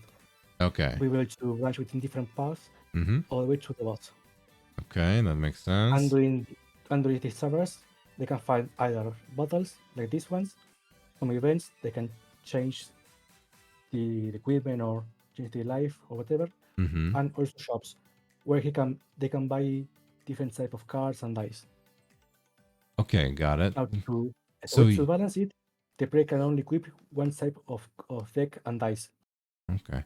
So you can buy dice, for example? Like if you're buying a weapon, you're basically like buying a set of dice so you can use it? Yeah, that's pretty cool. Have to give up the other one. I like it. What's cool is like a lot of American board games, they basically they sometimes just let you get dice that make you get more dice so you can throw more dice because that's fun. Then you end up like throwing like a bunch of dice, and later on the player can expand the slot for how many dice they can get or use. So they could get, for example, maybe a D20 later on to use that in battle, or maybe like I said, a loaded dice that works towards a certain range of values. A pretty interesting idea. So so like so some weapons will use the cards and some weapon will use dice? No, some battles we use cards or dice. Ah, like that depends on the enemy you encounter. I see. Okay. The player will be equipped with both. But when it happens, you have to use either of them, depending on the battle. I see. That's kind of cool. It's like because like each enemy uses a different method to fight against you, so you have to adapt. Yeah, for example, one enemy maybe will start to use cards for a certain type of game, and later on in another battle, the enemy will use dice. Ah, okay. Interesting. And later on, when the player has more than one slot for decks or dice, they can select which one they want to use. Okay. But I don't really understand how the cards work. You said you're supposed to use a certain amount of cards somehow? Yeah, for example, if the enemy wants to challenge you to a high or low game with cards, you start with a base deck from 1 to 10. Okay, your deck is like 10 cards though? Yeah, 10 cards. Okay, so 10 cards for your deck. And later on, you can change this to another deck that has maybe copies from 1 to 5, let's say, and the rest are higher numbers. Okay. So it's more like a game of chance. It's like you're betting on what card the enemy is gonna use, like in terms of the number, and then you try to basically use a card that's better than theirs. This is actually, if I got it right. Maybe in that encounter, having this type of deck will be beneficial to them, but in others it will screw them up. Hmm. It all depends on which set the player will decide to keep. Ah, okay. I think there was like something somewhat similar to this in Kingdom Hearts Chain of Memories.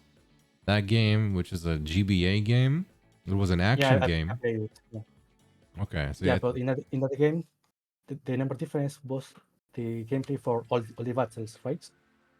yeah, this was exactly. Yeah, well, in this case, that will be only one of the types of battles that the player will encounter. I It will be see. different ones. For example, in other battle, the enemy will challenge the player to draw a card, and depending on how different the value is, it will either deal damage or receive. Okay, I see. Okay, so And the it's like same changes with according to dice the or enemy. different types. Yeah, the idea is that every encounter will have a different way to use the cards or dice. Hmm. But do your cards like how do they? You're just playing the cards as an attack, basically. This is like your attack. You don't have any. It's not like you're using them as a resource to anything. It's a resource in a way Hmm. when you draw them. So, Hmm. but you don't attack them directly with the card. It just Okay. determines if it will be an attack or not. Hmm. Okay. I think I have to like see this physically, just like to judge accordingly, because like the way Yeah, it to is be right honest, now, it sounds a you should have bit read it. like it randomizes what you're gonna do, but what you do sounds.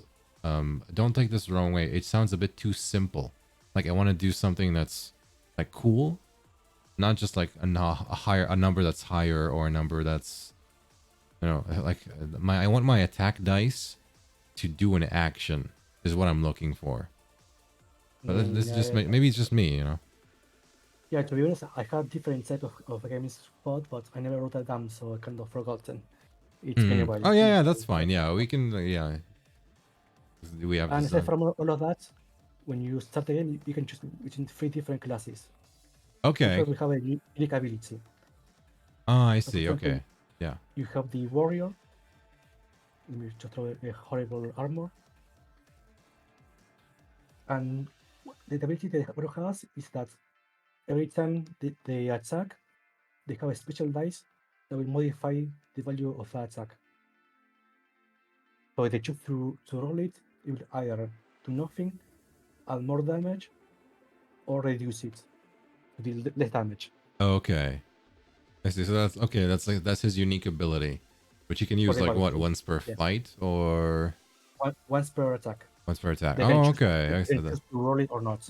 Like it's like that's his gimmick. Okay. So like if you have a Yeah. rogue, maybe they have something a critical chance or something. Speaking of, the rogue has a unique ability too.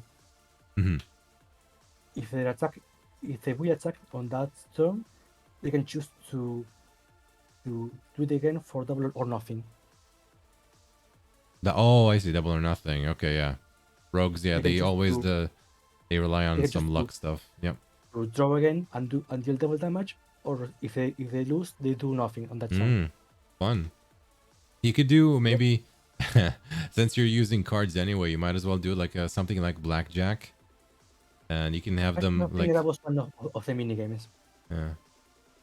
it's like you're And then hitting your cards to see how if you can score the right number for the double damage, or to be as close as possible to it without getting that blackjack, and then you get like a decent damage. Maybe there's something that's a bit better, but it's not the critical that you were looking for.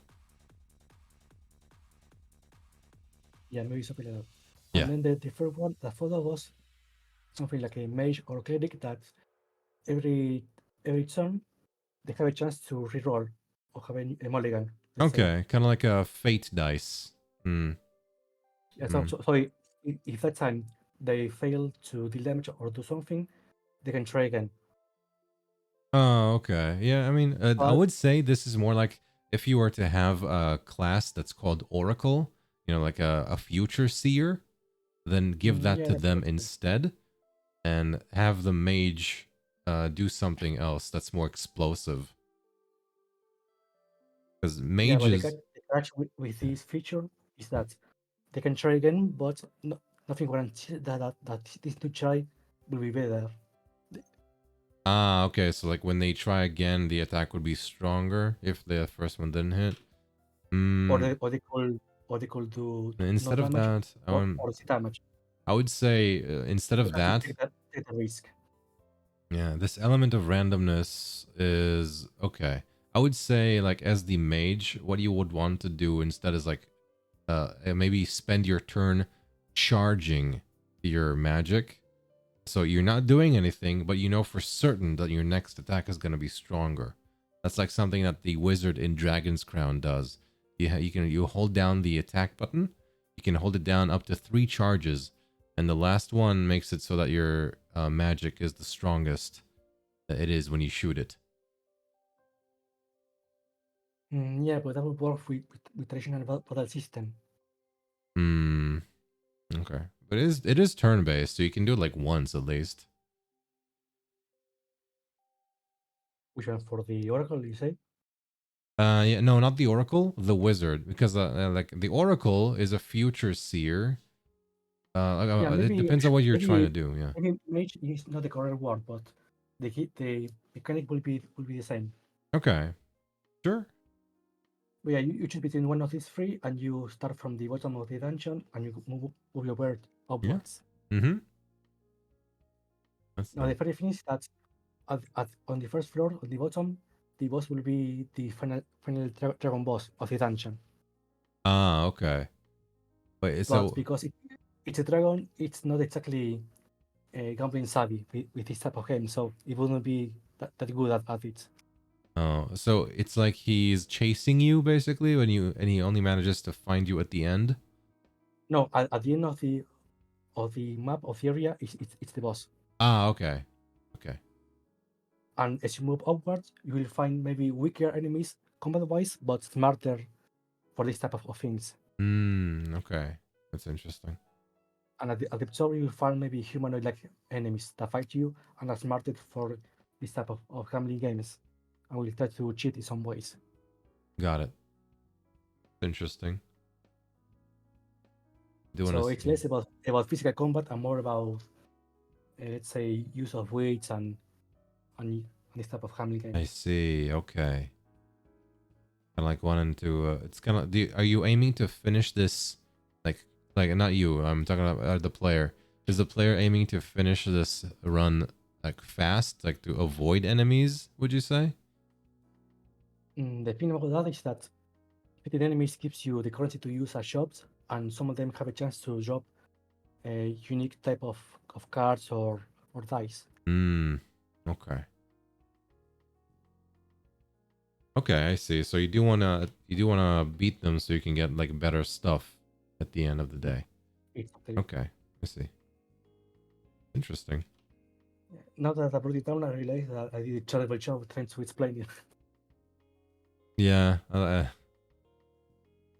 Need some more. Yeah, Need I more should of. have definitely written this down when I had the time. That's okay. It's no worries. Yeah, I didn't really write much of the thing I showed you earlier. I winged a lot of stuff on the spot as well. No, but you did a pretty good job writing down all of the other board game ideas. Oh yeah, yeah. But those are yeah. Those I don't even know how long I've been writing them. Like a few years, I think. I think since I've started playing board games, like 2017 or something. That's when I started getting interested in making like my own version of things. And then I just wrote things down when I could. Yeah. Very cool. Yeah, about the ambience and aesthetics, I was thinking something 3D like with the models and board. The way you can roll the dice and you can see it moving in real time. Oh, okay. 3D is fun. Yeah. There are I don't know some. if you Yeah. seen or played the game Inscription. What about the description? Inscription. I don't know if you've seen the game Ah, or played it. inscription. Okay, I Yeah, see. No, okay, yeah. Now I get what you're talking about. yeah. I was thinking something like that aesthetic. Okay, yeah, that would fit. Yeah. Because of the cards and the dice. Yeah, I can see this happening. Yeah. Yes, I was thinking something like that for this game, which has no name because I'm not creative enough for that for the moment. Escape the dungeon. Will I be able to? I don't know, something dragon escapist. I don't know. Well, it's yeah, it's worth thinking about. Okay. Yeah, if I could remember which were the different types of minigames that you will encounter, I could have done a better job explaining the gameplay. Hmm. Because I could swear I had like 4 or 5 different ones. 4 or 5 different like mini games that you can have as the battle. Yeah, Okay, I see. Yeah, that makes sense. Kind of like the different methods of like playing the Yu-Gi-Oh ripoff game, like the blackjack, like poker. Yeah, I had like poker as an idea, like you could call out bluffs and such.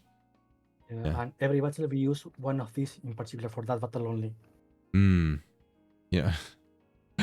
uh, do you remember? Have you seen gameplay of Yeek, a postmodern RPG? Mm. What of it? I don't know if you know, but in that game, like each character actually has their own gimmick Yeah, for their I'm I'm fighting as aware of it. well. Their own mini game, their own QTE they have to do. Yeah, but we want to use that as a reference of any kind. No. I don't. I don't. Oh my god, you have to do so many QTEs per battle from the gameplay videos I've seen. It's kind of insane.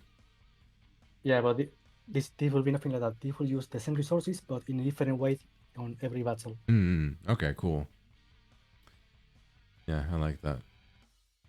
So the same deck will be used for different types of encounters, but and in some it will be more useful to have one type of deck than another. Mm-hmm. Yeah.